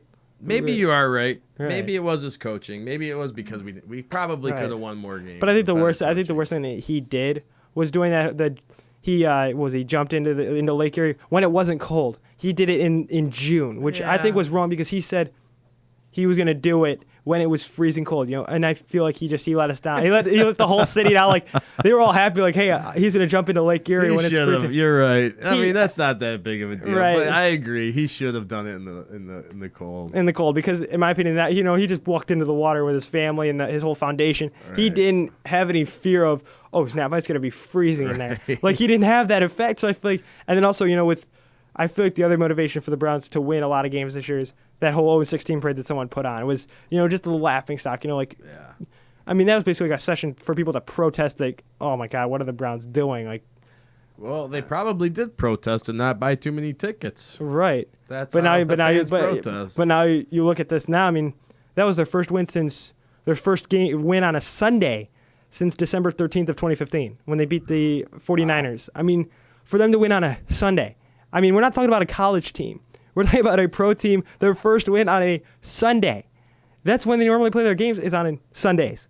Like that was funny only because the occasional Monday and Thursday. Right. But you think about that, back then the NFL wasn't really on Thursdays. Right. It was mostly Sundays and Mondays. But you look at how the Browns, they haven't won a game on a Sunday since December 13th of 2015. That was like, are you talking about a college team not winning on a Sunday or on a Saturday? I mean, because it didn't make sense. It's like, wait a minute, you hadn't won a game on a Sunday. Like your games are, I mean, if they had their games every Thursday, we would have been winning. But I mean, to finally get a win on a Sunday was nice. Yeah, definitely. It's definitely some motivation for anybody to go 0-16. Yeah, I mean that's got to be the ultimate embarrassment. Oh yeah, it is the ultimate embarrassment. Right, that is right. But then you bring in a guy like Baker Mayfield, number one pick, and look they say sometimes it's got to get worse before it gets better. Right. So I mean, it's not going to get any worse than that. Right. And now it's starting to get a little bit better. Right. I mean, look at Seth DeVal. Look at Rashard Higgins. Look at Jarvis. Look at Jarvis Landry. He looks like the guy when he was playing with with the Dolphins. Yeah. I mean, he's becoming that guy again because he's got a young guy at quarterback. But then the quarterback. And then also look at we don't have Joe Thomas anymore. He's not even on the offensive line, and we still have a great offensive line. I'm sorry, you're probably gonna hate me for this, but I think he was the most overrated left tackle to ever play the sport. To be honest with you, I think he was a great, solid player. I completely disagree because he played his entire career in Cleveland. Yeah. He never left, which I think showed us that he's dedicated to Cleveland. He's now on NFL Network, and he came down to Cleveland for that Thursday night game. And you know what? To see a smile on him, he was a better than average player on a horrible team for many, many years. Right. Joe Thomas. Right. But I mean, you also think about he was a 10-time Pro Bowler. He was very, very good. 10-time Pro Bowler only because the fans vote for that. So when they get the ballots, they're all voting. Everybody on TV talks about Joe Thomas. Oh yeah, I know that name, Joe Thomas. So every year they voted for him because he was the only player we had every year after year. That was the one thing he did was stay healthy. Right. And he was a better than average player on a crap team. Right, but in my opinion, he's going to go down as one of the greatest left tackles of all time for the Browns in Browns history. That's pathetic. Well, I mean, you think about it, he was on a losing team almost every not even every year, every so often he was on that losing team, and you know what? He didn't cry about it. He said, you know what? Let's work harder on the offseason and get ready. He wasn't like that, which I loved about him because he. Oh yeah, I love Joe Thomas. He was a great team player. All I'm saying is I don't think he's as great as everybody makes him out to be. Like he was, even with that, he had 10 Pro Bowls. That's the reason he had 10 Pro Bowls is because he was a better than average player on a horrible team. So you're saying if Johnny Manziel was really good and he was voted in as a Pro Bowl quarterback, multiple times, would you say that's because of his offensive line? Or because of the team that surrounds him? Wait. I'm sorry. What are you asking? With Johnny Manziel, if Johnny Manziel was like the Joe Thomas, not that average player, but has a good team around him, do you think he'd be, he wasn't that good, but it was only because he had a great offensive line and great receivers that he was that good? No. It wasn't because of his skill. It was because he had great receivers and a great offensive line. I don't know about that comparison to that, but. No, you still have to be a good quarterback, even if you have all the tools. All right. Look at Dak Prescott, even with Ezekiel Elliott. He, as they were saying on Sunday Night Football last night. Although, before I forget, the rules have changed in the league so much. You really don't have to be that great of a quarterback anymore in this league. Because you could just get a penalty for taking a hit, and that's it. Right. It's almost so right. It's such a different league right. that I know there was one YouTube video I saw where they were showing the proper way to tackle an NFL quarterback, and the person actually picked the person up, put a pillow near their head, and set them down when they were going to sleep. That's just as Ray Lewis, I'm going to keep going back to this for multiple times, but you look at what Ray Lewis said. This is a gentleman's game. If you want to play, if you want to get hit hard and just play that hard-nosed football, play. But if you don't, if you're going to be that scaredy cat, if you will, and not hit hard, what's the point? Right. Because you might as well put flags and play flag football. You might as well put flags on the quarterback, not even the receivers. Just put flags on the quarterback and say, okay. And it's sad we're joking about that, but I wouldn't be surprised in 20 or 30 years if Goodell does something like that. Because all the concussions, don't get me wrong, concussions are bad, but I'll tell you what. concussions are bad, and I'm not advocating for people to knock people out or to get knocked out. But Right. I've had probably at least 5 or 6 concussions, at least. And what was that? What was that all from? Football, Okay. and I think I'm all right. Right, I Maybe mean- I'm not. Right. I mean, you But- see what was CTE and all that stuff coming out, and you also look at baseball. They've taken out that I actually got knocked out once in baseball. that too. rule of trucking trucking the catcher at home Oh. plate, because that also had an effect. You look at Buster Posey. Yeah. He hurt his leg because a guy trucked him and his knee went the wrong way. Because I feel like all these other sports involving that action of throwing a ball or something like that with the power, it's like if you don't want to play, don't play. Right, and that's why you make all that money.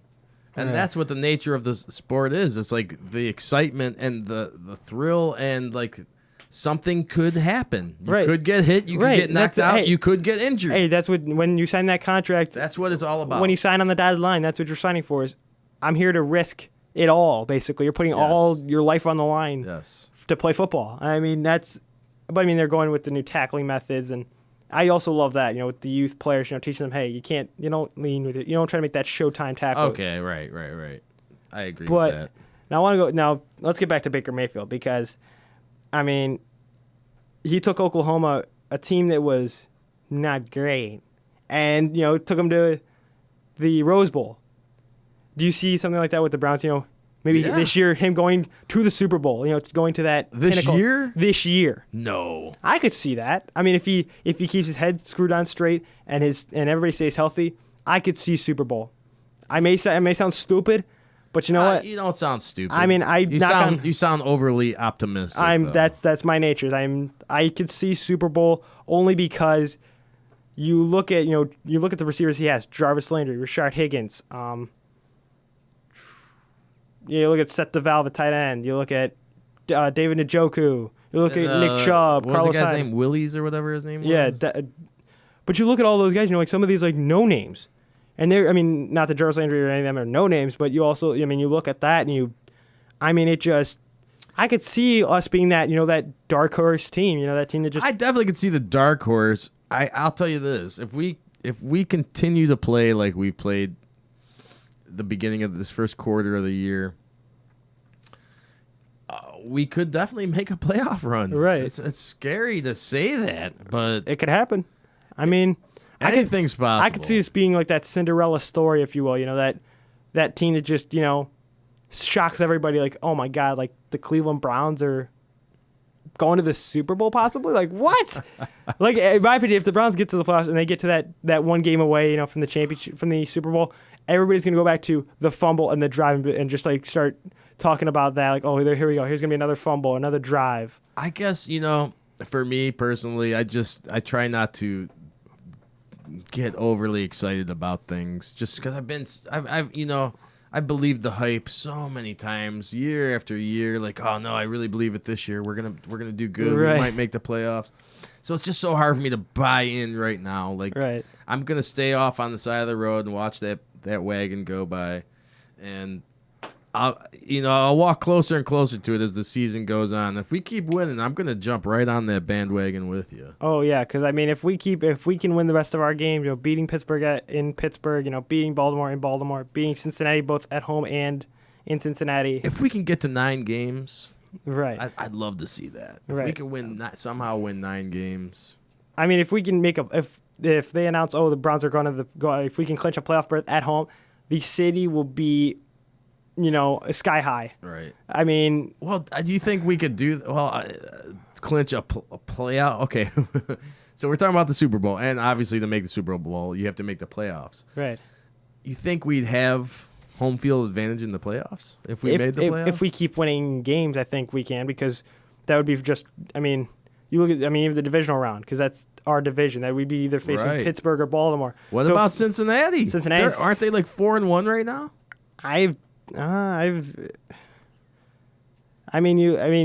We are in a tough division. But it doesn't seem all that tough because we tied Pittsburgh, we beat Baltimore. It doesn't seem that tough to the Browns because they've hung with the best teams. Yeah, we're third behind Baltimore because they're 3-2. We're 2-2-1, and then Pittsburgh is also 2-2-1. What is Cincy? Cincinnati's 4-1. Yeah. So I mean, but you can also have that wild card between Pittsburgh and Cleveland because of that tie. Because that tie, that comes into effect. Once the season goes on, if they tie, Who do we play next? we play the Chargers. That's right. LA Chargers. Yeah. In LA? No, at home. Oh, at home. Yeah. I think I'm going to go tailgating. And then for the AFC overall, we are ninth. We are ninth in the overall in the AFC. I mean, that's not. Think about where we were last year. We were dead last. Right. I mean, to see us actually in the top 10 in the AFC, just goes to show that you put the right guy at the helm. He'll take you there. He'll take you to the promised land. Because I feel like Baker Mayfield, he's like that savior. That he's taking us to the promised land. I feel it, man. I'm feeling it. I mean, I know it's going to be only. I know it's only going to be week 6. Coming up on Thursday, but I feel like every game from now on it means okay, win, and then people would be starting to say postseason, and then we'll have something like what the Indians are doing right now. I mean they're down 2-0, but I mean we could see that that hype, the watch parties, the people going to bars. It's and this weird trend that seems to happen. It's usually we have two teams in the city that do well at the same time. We can never get all three to play well at the same time. Right. But the Cavs are going to be without LeBron. So the Cavs are going to end up stinking, and so the Browns will start playing better. Right. That's just how it goes. Right. Because, I mean, you look at that and you look at, you look at Baker Mayfield. I mean, heck, if he doesn't do well, and I told you this before the show, I said, even if he doesn't do well, I still have my high school on the back of my jersey because I went to Mayfield High School over in Mayfield, Ohio, Mayfield Heights, Ohio. And you know what? I think that's the other cool thing that was cool for, me and a couple of my buddies who graduated from there, to see our high school on the back of a Browns jersey, to see that, and to see a guy who's actually wearing that jersey with that name playing. Right, that's spectacular. So cool. It shows that, it doesn't matter the name on the back of the jersey. It's the talent. It's the skill. I mean, that guy, he's 6'1", and he's playing like an MVP. I may sound stupid for saying I could see him being a runner-up in the MVP voting, maybe third in voting, because okay, wait. If he keeps playing well, if he keeps playing, but we are only talking about how many games has he played total? 2. We started 2 and technically 3. 2.5. 2.5 games. 2.5 but, games. So I think we gotta slow down a little bit. With but wait a minute. Think about this. They were comparing him to John Elway and Drew Brees. Those guys. But what I'm saying is that he's up there at MVP. That's the thing. Is that I'm not saying he's the next John Elway. He keeps playing as well as he's playing. He keeps winning games. He will be in the talk for the MVP. He's definitely going to be. He'll be up in the talks with Tom Brady. Rookie of the year. For sure, rookie of the year. But you also look at the quarterbacks that we've had in the past. Johnny Manziel, Brandon Weeden, Cody Kessler. Where are they at? I don't see them on an NFL roster. Well, Johnny's in the CFL, but you look at I think Derek Anderson's in Carolina. But then does he even still play? I don't even know. But you look at Cody Kessler. Where's he at? He's gone. Right. The guys. They'll come to the Browns. What was it, Kaiser? Whatever happened to that guy? He's actually backing up Aaron Rodgers in Green Bay. He got to play against the Bears, and what did Khalil Mack do to him? He just took the ball right out of his hands, like he was giving him a cookie. Oh, like Kaiser was giving Khalil Mack a cookie. He said, "Here you go." That still was funny to see. See Kaiser just standing back there. All of a sudden, he just gives up the ball. I'm like, you're giving him a cookie like you're a little kid. But it just goes to show that guys who come from the Browns end up doing something good. Look at Josh Gordon. He caught Tom Brady's 500th career touchdown pass. That's still. And after I found out that they got Gordon, I picked the Patriots to win the Super Bowl this year. I could see. You know what? Here's a good matchup for you in the title game if it happens. Browns Patriots, and the Browns will beat the Patriots. I flat out, because you look at New England. There, I get Belichick and Brady. That's the greatest. And Gordon though. And Gordon, you look at that's like the greatest tandem, coach and player tandem in the NFL. But as I said, with the Indians, it's a clean slate in the postseason. Once if the Browns get there, it's a clean slate. All the wins, the losses, the ties. None of it matters. Right. So if the Browns can hang with, I mean, they can hang with New England. Don't get me wrong. I mean, Gronk, no Gronk, Brady, no Brady. The Browns can hang with the Patriots. Because I feel like, people are saying, oh, the Browns are going to get smoked by the Patriots if they have to play them. I could see that game going into overtime. I could see a couple. I can't really see anybody smoking the Browns Anymore. Not anymore. Right. I mean, maybe we'll have a bad game here or there. Right. But I mean, But this is the most competitive Browns team I've seen in years. right. But then you also think about, with baseball and football, the playoff format is completely different. The Indians, they play 5 games, a best of 5 series. The Browns, it's one game, and it's like a game 7, and you're done. Right. So, like, for that, also, that playoff mentality is going to be completely different if that happens. Because, in my opinion, Baker Mayfield, 1, will be Rookie of the Year, and 2, he will be in MVP talks. Because you think about everything he's gone through, backing up Tyrod Taylor, and then coming in, at the end of the first half, and just darting the ball. I mean, he didn't even have Winning. right, and winning, right? I mean, we get to finally say that word. For a while it was the L word, losing. Right. But to hear people saying, "Oh, we're winning," we're actually competing with teams. We're not getting smoked 21-0, or to see that, it just shows that college. Lincoln Riley was probably a damn good coach at Oklahoma for him to develop Baker Mayfield and say, "Hey, he's the real deal. Take him," and then you put him along with Jarvis Landry and Rashard Higgins. Landry's a Pro Bowler. Higgins is going to be a Pro Bowler. Mayfield is going to be a Pro Bowler. I mean, I don't think we've talked about multiple guys on the Browns being Pro Bowlers in a long time. Exactly. I mean, on both sides of the field too. Right. I mean, Denzel Ward's going to be a Pro Bowler. Peppers is going to be a Pro Bowler. Myles Garrett's going to be a Pro Bowler. I mean, you see how that changed when the Browns brought Greg Williams in. They brought Todd Haley in. The whole culture of the Browns, and even in Cleveland overall, changed because people were like, "This is our year." The Cavs had their turn at greatness. The Indians are right now trying to have their turn at greatness, and it's now the Browns' turn to have their greatness. I do agree, and don't get me wrong. I hope it happens this year, but I'm more apt to believe, or whatever, to believe that it's going to happen next year. Next year is going to be the year where we just start shredding teams, and you think it's going to happen this year? Oh yeah, I mean, I'm overly optimistic. Don't get me wrong, but I mean, love Believe Land. Hey, right. Hey, when you look at the DVD that the 30 for 30 that they made, about that. But then you also, you're going back to, it could be next year. That's what everybody has been saying for the past how many years? Exactly. Maybe next year. And this is the first time I've ever actually believed that. But I feel like this is our year. There's going to be no next year. It's going to be, we're going to make the playoffs, and then next year there's going to be, we're going to get, we're going to be like the Patriots, getting 10 or 12 wins, and that then would be amazing. And it's just going to make those the steps, just climbing up to that pinnacle. Because if the Browns can go to the playoffs, and I mean, if they can get to the Super Bowl, fantastic. If they don't win it, so be it. Because for them to just be there on February 3rd, and not for us to be like, oh shoot, we got to talk Browns offseason, Browns trades, coaches firings, draft day, draft day. But for us to be able to talk about, hey, the Browns are going to they're playing on February 3rd. I really can't even imagine that. Unless I was playing Madden football or something. Right, but you think about people playing those video games, and they're playing as the Browns in the Super Bowl. But then for it to really come true, it would be amazing, to see the city. In my opinion, the city would be walking on air if the Browns were in the Super Bowl. Well, and that was another reason I stopped. One of the many reasons I stopped watching sports, and especially the Browns.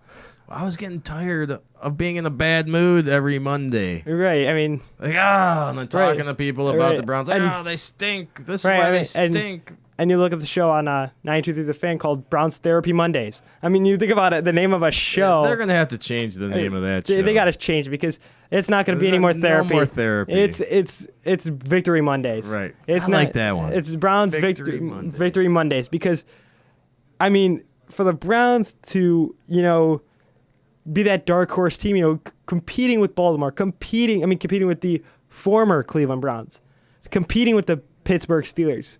I mean, that just goes to show that no matter how much money you put into a team, there's always going to be that one guy that can just, Baker Mayfield, that dark horse guy that can just knock you out of the water and say, hey, I'm here to stay. I'm ready to play. I'm all in for this team. Like, there's no way I'm going to be leaving. Like with Kyrie, he just signed a big, like a 5 or 6 year deal with Boston to stay in Boston. Right. But you look at Baker Mayfield. He's showed it many times. He's here to stay. He's going to be staying because he's a loyal. He seems like he's a loyal guy. Right. I mean, he doesn't. LeBron has that loyalty tattoo on him. I don't think he understands what that word even means. Right. But then you also look, Baker doesn't do what Johnny did, the money, or he doesn't do anything special. He does that, that jog with, his hands going like windmills. But that's not cocky. That's just, having a good time, Exactly. I mean, heck, he raced, when he handed the ball off to Nick Chubb, he actually raced Chubb down to the end zone, and he lost. I mean, you see that speed out of, Baker. I mean, he's trying to beat one of the best running backs that are going to be, they're one of the best up-and-coming running backs in the NFL. Right. To beat him to the end zone, but for Baker, I mean, I just love seeing that, that fun, seeing Greg Williams, eating his sunglasses, just having a good, like going nuts, but then all of a sudden his glasses fall and going to his mouth. I mean, that's just, you don't see that out of coaches with the Browns. You see them, hanging their heads and just being pissed. Exactly. But to see... Miserable. But they're putting a miserable cloud over the city also. So it's nice to see some breaks in those clouds. Right. It's nice to see sunshine. 2-2-1. Right. We should be 3-2-1. Shoulda, woulda, coulda, but hey, we don't have a losing record. Right. We're at 5 games. We're at 500, and that's all there is to it. That's all that matters. I mean, because and you think about last year we were 0-16. We did not contend with 0. We did not contend. I mean, we contended with teams, but we didn't.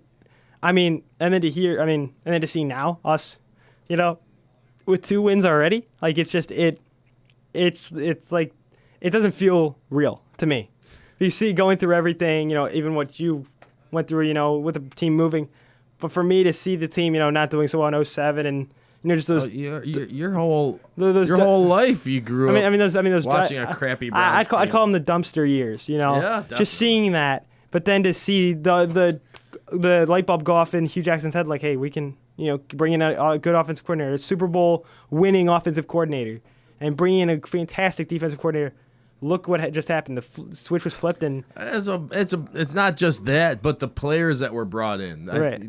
Whoever drafted all these guys, and that was thank God, and that was John Dorsey. We thank the Chiefs for letting him Thank you, Chiefs. Yeah, thank you, Kansas City, for letting him go, because you know what, he's gonna bring a championship. I could see him bringing that team around and having a championship team in the making. I feel like this is the championship. You know what? You got me really excited just by hearing your enthusiasm. I mean, I'm a diehard Browns fan. That's me. I'll root for other teams. If the Browns aren't in the playoffs, I'll root for another team. But as long as the Browns are playing and winning, that's the team. Because, yes. You've got to be that. You look at all these Clevelanders, you're a loyal fan. All these people are just so loyal to the team. Win or lose, now, if the Browns have winning seasons consecutive years, we could be seeing, a Monday night game or Sunday. We could see the Browns on Sunday Night Football for all we know. Because you look at these teams that are playing in prime time. You look at Dallas, you look at Houston. Those are all playoff teams. But then if you bring the Browns in, sometimes people think, oh, there's going to be nobody watching the game. But to see if they put them on Sunday Night Football now, you would see the viewers go off the charts, because that just goes to show that Cleveland is loyal no matter what happens. Yep. No matter how bad we draft. We drafted Johnny Manziel with the 22nd pick, and look where he's at now. He's with the CFL doing absolutely nothing. You look at Cody Kessler. Who knows what he's doing. You look at Deshaun Kaiser. He's backing up Aaron Rodgers. Probably not going to play for another few years. Let me just defend those picks just a little bit, play devil's advocate, because players like Baker Mayfield just don't come around. He's like he reminds me actually of Dak Prescott a little bit. Baker, just like that winning mentality of just hard-nosed football. Reminds me of Drew Brees. And him too. Yeah. But we're talking about comparing him to Drew Brees, possibly a first ballot Hall of Famer. Comparing him, people are comparing him to John Elway, which I think is wrong. I think Drew Brees said that he thinks Baker Mayfield's going to be better than he was. Which I think is funny to hear, a first ballot Hall of Famer talking about a rookie. A rookie. A rookie quarterback, not a first-year, second-year guy, a rookie. He made that statement, I believe. Right before the game against the Saints. Yeah. And I just love hearing, these guys, I'd love to hear Peyton Manning come out and say, hey, Baker, I mean, all this motivation from Baker, hearing Drew Brees, hearing him being compared to Elway, that's just lifting his spirit and just going, he's not going over his head, but he's got that motivation like, hey, I got to be like these guys. That's my goal is to play. I love it. I mean, I'd love to hear Peyton Manning, come out and say, hey, Baker, you could be the next me. I mean, I could see that. I could see someone saying, hey, Baker, you could be the next Peyton Manning. But I feel like if the right guys, if Garrett can stay healthy, if Chubb and Hyde can stay healthy, if everybody can stay healthy and not have any season-ending injuries, there's going to be happiness in Cleveland for a very long time. There's definitely a lot more upside to this team than downside. And again, that's something else. There's so many firsts, right? Things that we could never have said right. before. For first tie, I mean, we played what, three overtime games? For 4? 3, yeah. 3. I mean, think about last year. We had no overtime. We had 1, but we ended up losing. But and I believe the scores of all the games were within like 3 or 4 points. Right. I mean, of all 5 games. I mean, look at yesterday's game. I feel like that was the lowest scoring Browns game I've ever seen. 12-9. I feel like that was the lowest scoring Browns game I've ever seen. I've seen more lower ones than that. Really? Oh yeah. I'm about to say for me personally, that's like the lowest I've the Browns not even we scored a touchdown. So I've seen games where the Browns, gosh, I can't think of any off the top of my head, but I'm sure I can remember in the back of my head like losing like 6-3 or something. Right, but I mean, you think about it. You think about those low scores. Those are competitive games. Right. They're not. Tom Brady going into going to a no-name team and just going 34-0 or right. Those are games that are potential playoff games. I mean, I could very easily see the Browns and Steelers in a wild card win or go home game very easily because they're very evenly matched. I think that's one thing that people need to think about is that the Steelers have Antonio Brown and Ben Roethlisberger. Big Ben's is getting old. That dude, he is doesn't getting have much more left. In him. That big body's been abused for many years. Right. I mean, and you look at his age, but and then you also look at Tom Brady. You look at how good he is. You look at how he's what, 42? I mean, he's playing to the point that he's possibly got another couple years in his. I mean, I just pulled this up. Ben Roethlisberger is only 36 years old, and he looks like he's like in his mid 40s. I mean, and here's a couple other things. Tom Brady's 41. Aaron Rodgers is 34. Drew Brees is 39. Aaron Rodgers is only 34. Yeah. Wow. But then you look at Drew Brees, 39. And then you look at, and then you look up Baker Mayfield. He's what, 21, 20? He's like 22 or something. Yeah, I'll pull that up. But like, you think about all these young guys, he's 23 years old. I mean, you look at how young these guys are. You look at Sam Darnold, he's 21. You look at Josh Rosen, 21. I mean, all these young guys, in my opinion, he is the guy we've been dreaming of for who knows how. He's the franchise guy. He is the man. Yes. I mean, and you look at he's 6'1". If we somehow screw this up and end up he tanking. ends up becoming like this great quarterback, and then his contract comes up and he just hates us and he goes somewhere else. Right. Well, here's the thing: is that would be our stupid luck. Here's another thing to look at. He's 6'1", 209. That's not. I mean, that's a regular sized quarterback. I mean, you look at Sam Darnold. He's a pretty big guy, but I mean, he's not as athletic. I don't really look at the height of a quarterback. I think that's a different style. Like when you're a taller quarterback, it's just a different style. Right. He's a scrambler kind of. Yeah, Drew Brees is the best quarterback I could compare him to, or maybe even Russell Wilson, or yeah. But I mean, and then you also look at Baker actually kind of reminds me of Tim Tebow a little bit, not the NFL Tim Tebow, but more for the college Tebow. Just that guy. I was a big Tebow fan. Yeah, I mean, you look at him, when he was with Denver. I mean, he still has that famous jump pass, in the swamp. I mean that. But and then you look at where he is now. He's actually I think he's playing with the Mets. The Mets, one of their single A affiliates, playing baseball. Yeah. And then he's with the SEC ESPN network. I mean, I don't think he ever got a fair shot, to be honest. That guy. What, to play baseball or football? Football. I mean, and I think that was also all the hype. All that the Tebowing, all that. He beat the Steelers in the playoffs. That's all I know. Right. But I mean, guy's a born winner. You're right. I mean, he took Florida to a couple national championship games, and But I mean, and then you look at Baker Mayfield. I mean, he's that.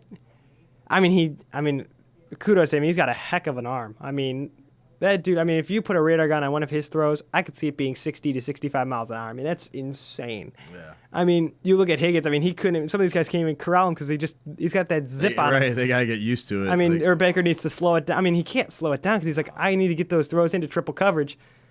But I mean, I feel like those guys definitely, as you said, they need to work on, if there's going to be a lot of zip on a ball, you cannot drop it. You've got to, I mean, but I feel like, this is just the up and coming, this is, next week we're at home against, the Chargers. The Chargers have a great defense. Correct me if I'm wrong, I don't know if Joey Bosa is playing in that game, is he?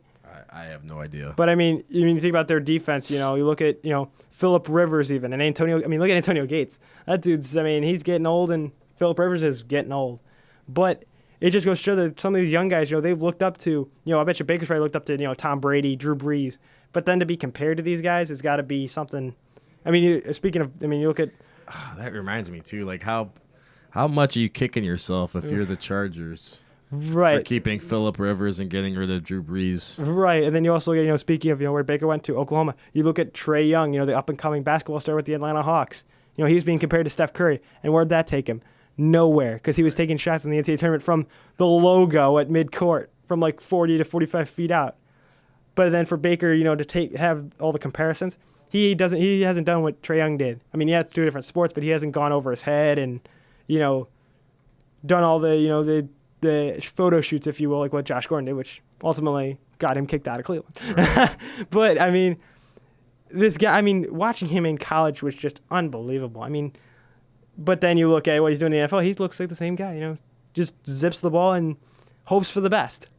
So, but and I feel like, he, in my opinion, he reminds me of Dak Prescott a ton because, you look at Dak with Dallas. He's got a great offensive line, a great running back, but I feel like that, there's going to be more of those, rookie quarterbacks coming in and starting.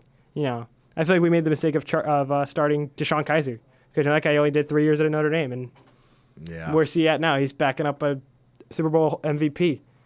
But, it in my opinion, if Baker Mayfield has any choice of leaving, he's going to make a huge mistake with that because you think about him getting all these wins, it's all that.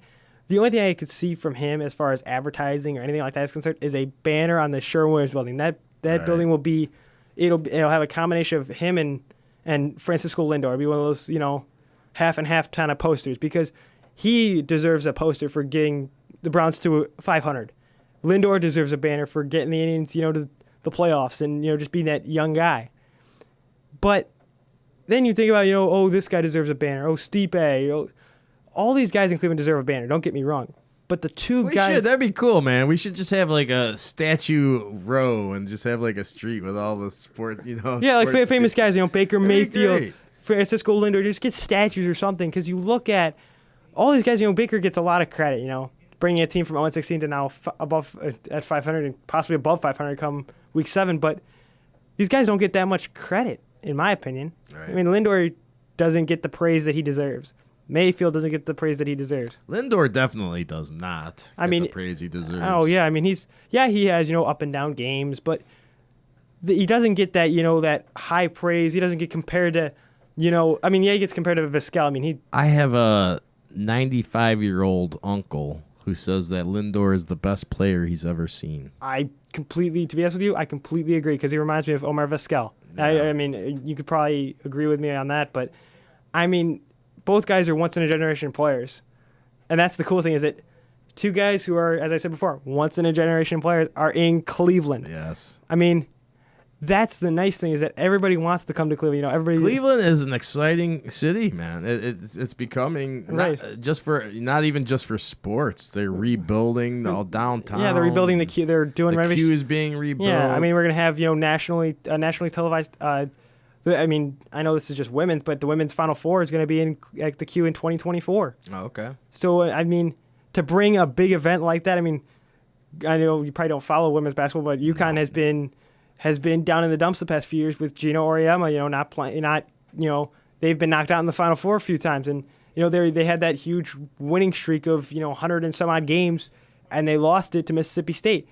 bring an event that is turned into that spectacle to Cleveland is just unbelievable. And I just can't. It's going to be awesome. I hope. Yeah, that won't be the first time. I'm surprised they don't have the men's. They had the men's here a few years ago. Yeah, it was first and second rounds of the regional, and oh my God, it was when Notre Dame played Kentucky. Yeah. But I mean, to bring these bigger events, it's awesome. It's awesome to see. I mean, just bring. I hope they bring a Final Four.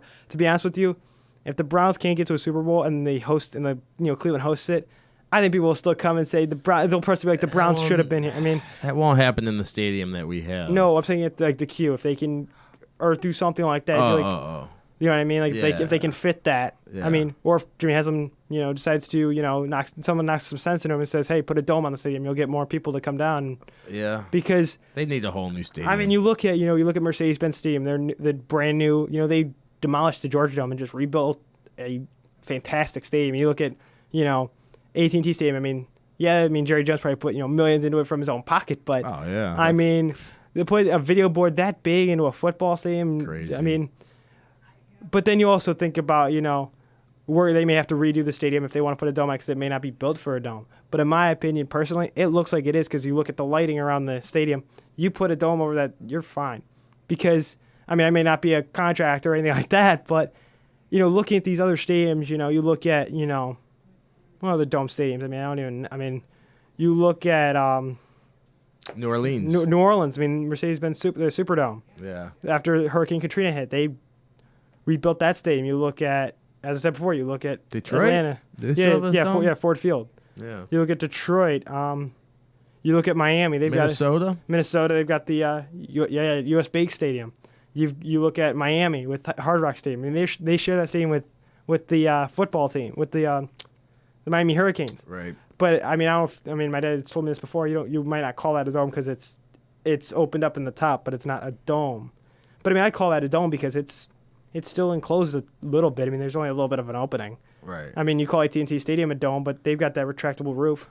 It's so weird because I think the technical term for that would be a full roof, even though it's open, so it wouldn't be a dome. Right. I mean, you call Minute Maid Park a dome because there's a retractable roof, but that's still a dome. Right. You look at, but I mean, you think about all the new stadiums and that. I mean, if the Browns had a dome, we wouldn't be talking about a game in the snow. It'd be just a regular football game, no snow. But it is such a shame though that they had to rush to build the stadium we have now. What is it even called? First Energy Field? First Energy Stadium, yeah. Because that's just it's a horrible stadium in my opinion. Hey, if it brings a possum to the stadium and we actually have a victory possum, so be it. I mean, yeah. I mean, I have seen plans though. I don't know if this is going to come true or not, but there's a plan to redesign a lot of downtown. So you can walk from downtown to the stadium.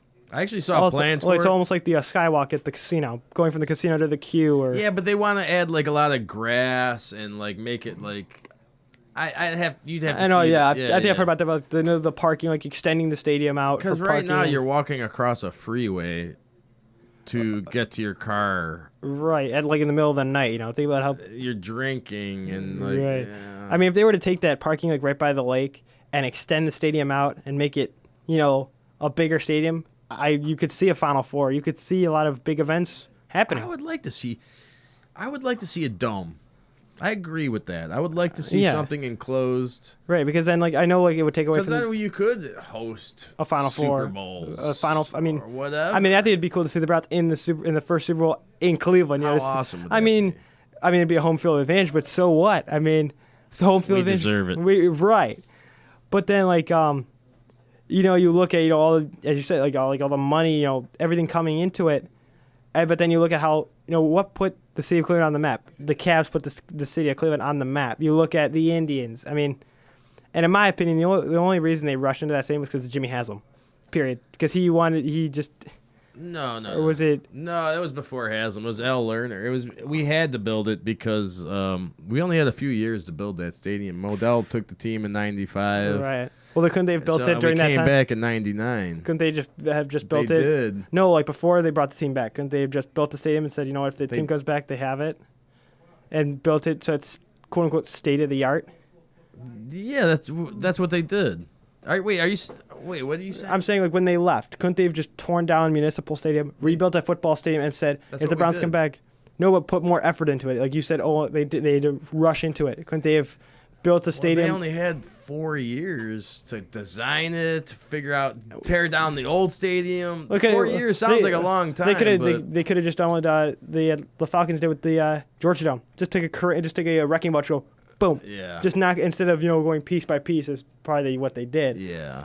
Because I feel like if they would have done what the Falcons did, just taking a wrecking ball and just knocking it down, that would have probably had a nicer stadium now. But hey, we got a football stadium. I mean, that's still nice. Yeah, I agree. We were just everything. We were all caught off guard. The whole city, everybody. Right. So I get it, but it's just another Another part thing. of Cleveland's Right. luck. Of like we got the stadium. They kind of just stuck it there on Right. the lake, and Right. And then like you were talking about, like I feel like Modell, when he took the team to Baltimore, I bet you he was the most wanted man in Cleveland, was oh he? God. My uncle had a car that said Muck Fodell. Like he painted his whole car the Cleveland Browns color. It was orange with the brown and white stripe, and on the side, real big Muck Fodell. Oh man, that's funny. Yeah, But I mean, he was hated is not even the word to describe it. the word to describe it. But hey, we got Jimmy Haslam. Hopefully, all that stuff. Seems with like him- a good owner too. Hey. I like Haslam. But the only thing I don't like about him is all the stuff he had with Pilot Flying J. All that, all the financial and people talking about his employees talking bad about the Browns. You know what he should have done? He should have said, you know what, go into the hot box or go into just have a what do we call it, like a punishment room for those guys who talk bad about the Browns. Because you know what, those guys shouldn't be working for Haslam. If Right. anybody outside of the organization talks bad about the Browns, get them out. If Haslam had, You're fired. right, as Jeremiah would say to people, you're fired. But I mean, if I was the owner of a company and people were talking bad about a team that I genuinely loved or just maybe had a connection with the owner or something, I would say no. I don't want that kind of I because don't want that negativity. Beat it. right This because is a positive organization. right our dumpster years are over. They're because you look at Modell moved the team, but look at how the city rebounded. I mean once the Browns came back, the city was on air like. We actually have a shot. I mean, Yeah. no, wait, was that before or after they let go of Belichick? Belichick, I believe, was let go before the team even left. Okay. And then he signed with New England and went on to bigger and better things with Tom Yeah. Brady. But, I mean, just think about that. If we had Bill Belichick and Tom Brady, we would have been used to winning like the Cavs, just that back-to-back, Well, another guy we had was the Indians had Steinbrenner.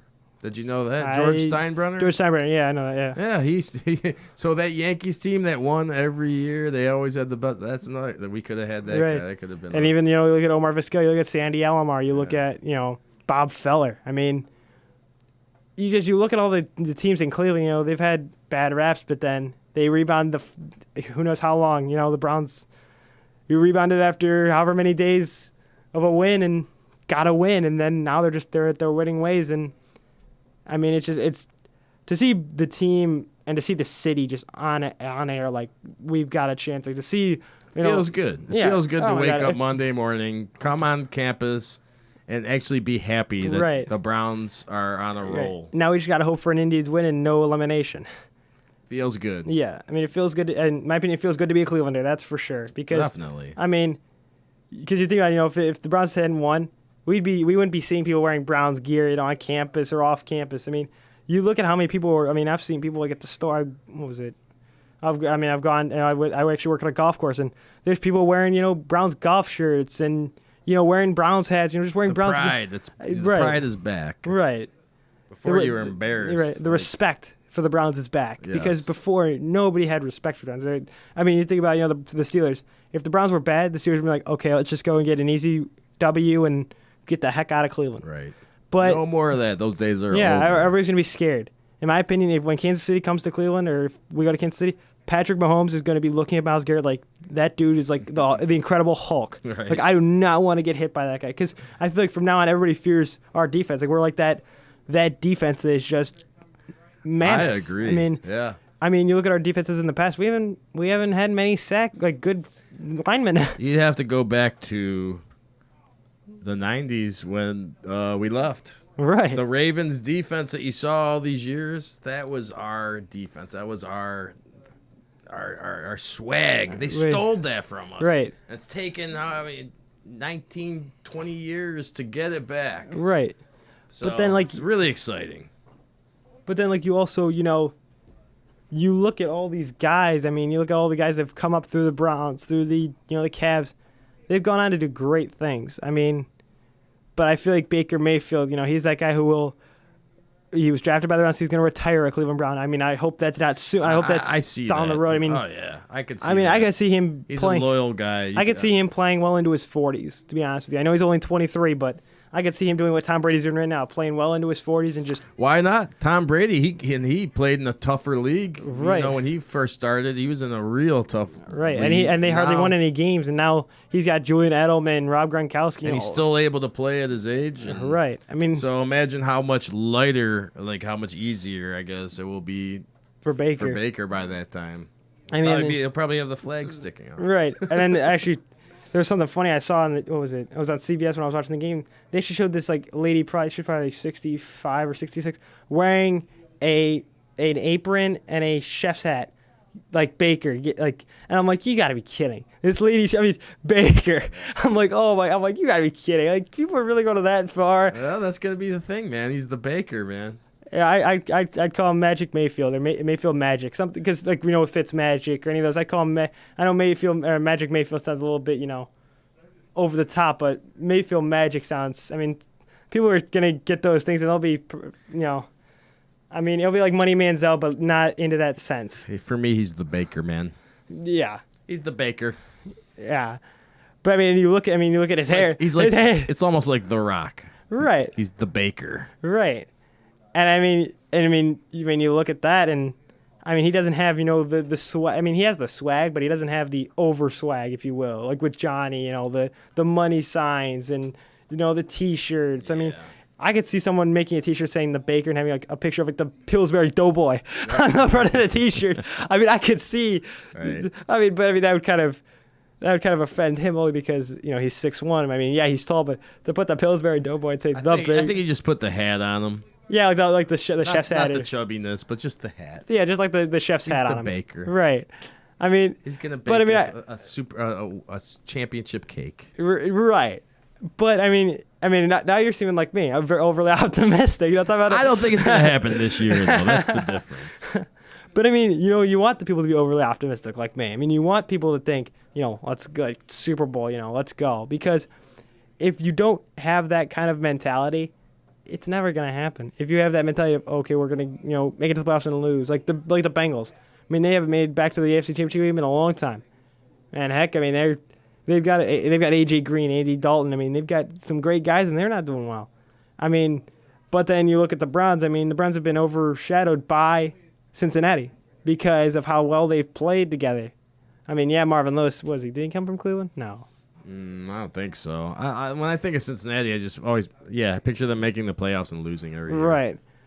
But I mean, and you look at how good. I mean, in my opinion, for probably till the day I die, the Browns will win a couple Super Bowls and that'll be it. Because you look at how good this team is. You know how good they gel together. I mean, you look at Jarvis Landry, you look at Tyrod Taylor, you look at Baker Mayfield. I mean, I don't think I've heard about a backup quarterback and a starting quarterback buying an RV during the offseason, ever. But to hear that Tyrod Taylor and Baker Mayfield have bought an RV that they share, that just it's great because that means it's the gelling and the team is playing together, not playing. One guy is making all the plays. It's truly a team. It's truly a team. As the saying goes, there's no I in team. So I feel like that's the Browns' mentality is we play together. There's no one good guy. I mean, maybe there is, but everybody still plays as a team. They don't. I mean, they try to outplay each other, definitely. I mean, I wouldn't be surprised if Baker tries harder in practice to outplay Tyrod.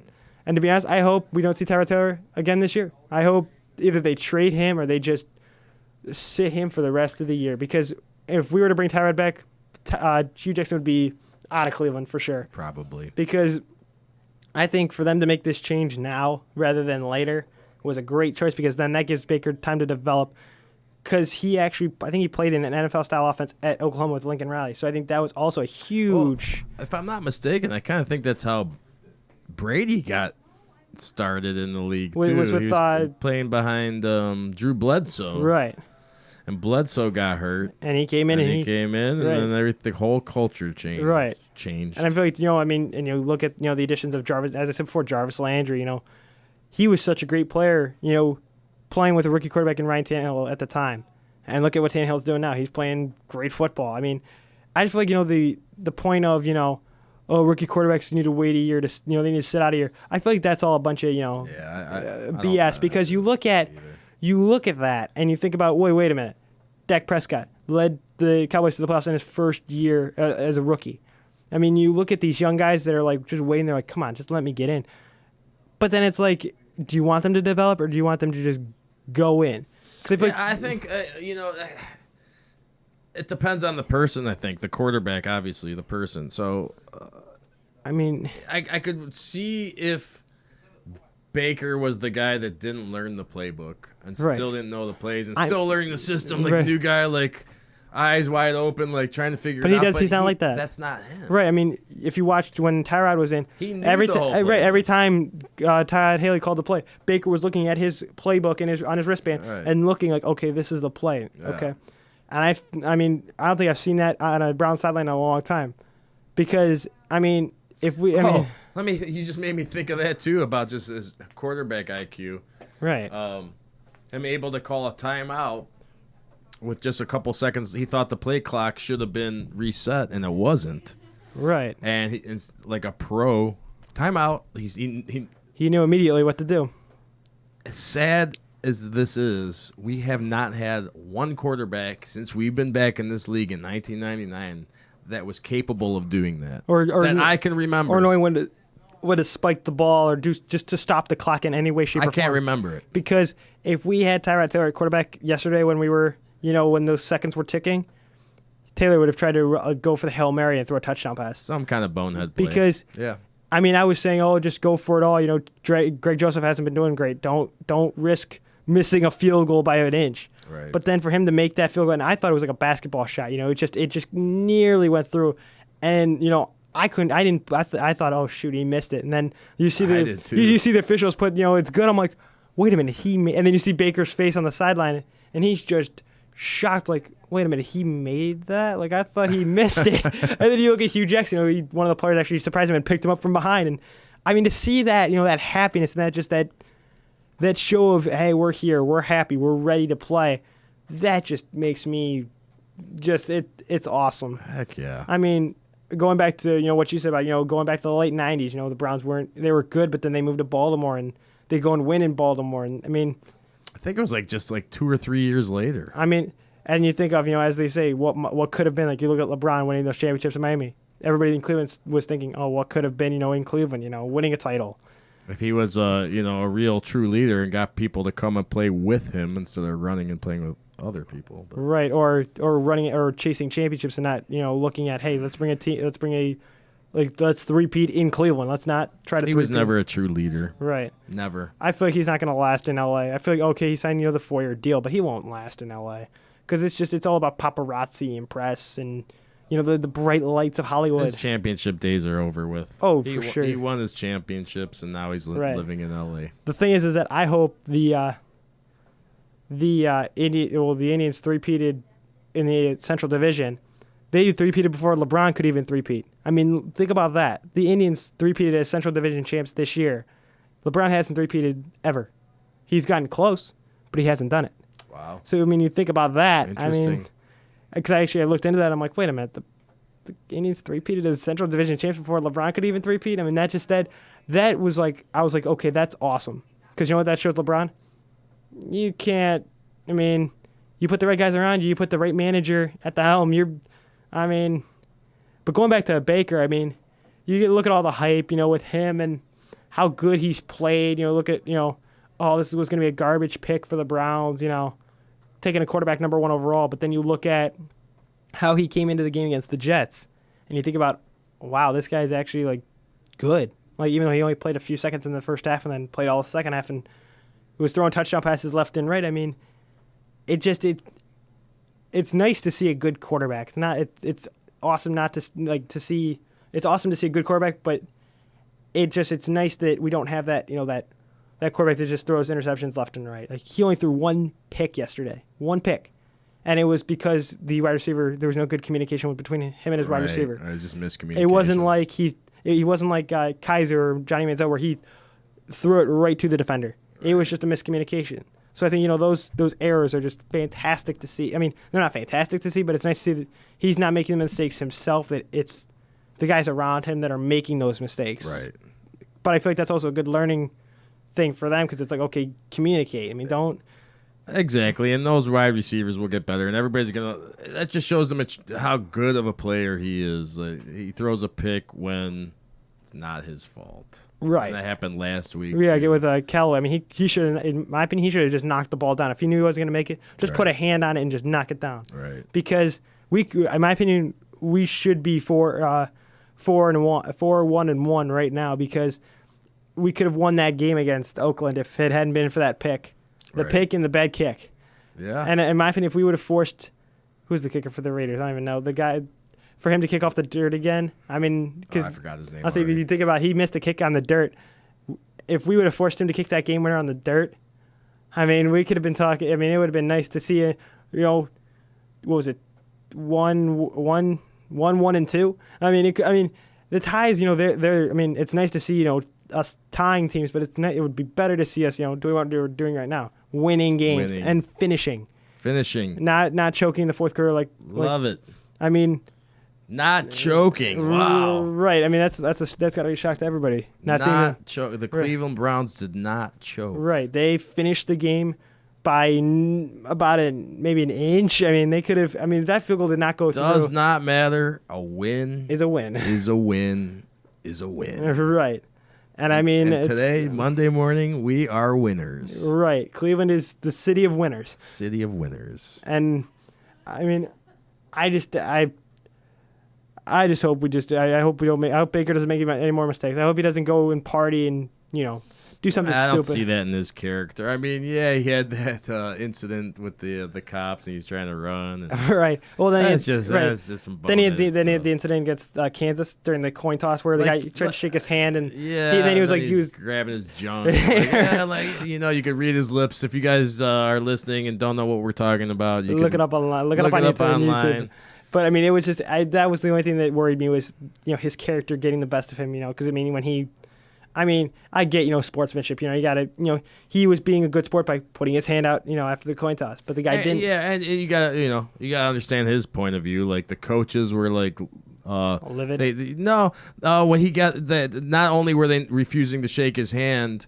There was a cheap shot during that game, like a helmet to helmet, he got and hit. The coaches on the other team were making fun of him after that, and that's why he was grabbing his junk and doing all that stuff. Right, and I feel like that was the only bad thing that I think I was worried about with him is, okay, he's going to lose, his cool, but he hasn't done that, which is awesome. I mean, but I feel like, that's the show of sportsmanship. You shake someone's hand, after a coin toss or something, you show that sportsmanship, but I think that backfired on him just a little bit because, he didn't like that. I think, I don't know. He was a kid.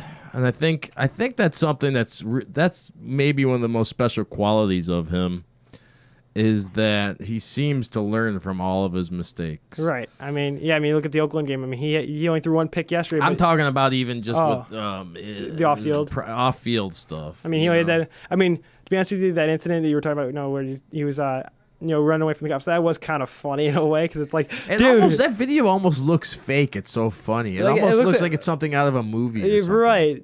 Like a comedy. Right. Like I feel like it was like that show Cops. I feel like that was just like a planned video that they made for that show. Like it almost not even Cops. It was almost like something out of a Will Ferrell movie or something. Right. Because I mean, and you also look. It could have been someone dressed up as Baker. I mean, anybody can have that shaggy hair and just that look. Right. I mean, you could go to a what's it called, a movie artist and have them make your face look like Baker Mayfield, and you could just say it was him. And I mean. It's funny how that happens, I mean, you look at all the stuff that's happened, with people being faked and, that whole thing. But, I mean, it's our day and age, Exactly. People wanting to, make money. I mean, you look at Jameis Winston, all that stuff he went through. And it was all because the girl wanted money, so she blamed him for doing something that he shouldn't have done, and he ended up paying for it. Right.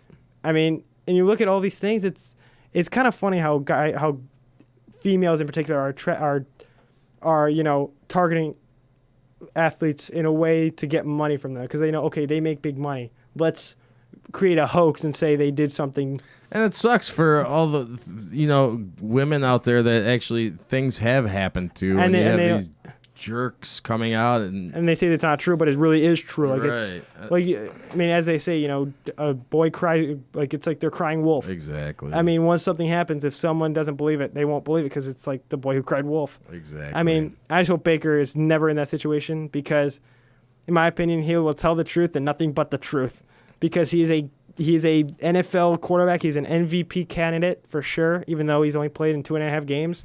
I mean, but that's a good thing to see is that people are optimistic, like me, being optimistic about the Browns, winning for decades upon decades, just winning games. Because I feel like I never want to even say the word loss ever again. I hope we never. I mean, once or twice maybe, but I never want to say it in a full season. Losing streak. Right. I never want to that. Exactly that. I never want to see or hear or say the words losing streak because. Right. In my opinion, I want to start saying winning streak. Because like this is going to start a winning streak of just, even if we have to go to overtime, so be it. In any ways we can win, we will win games. Because if we go to overtime and lose, it's still a loss. So we'll take the wins any way we can. Right. So we're just going to wrap it up right about now or would you like to say something? No. Let's wrap this up. All right, let's wrap it up. We thank you for listening. We'll see you at 5 o'clock. And this is, by the way, my name is Dave, not Mike. I think he's getting confused with the microphones, but that's okay. Very funny. We thank you for listening to The Sports Radio Show here on Lake Effect Radio.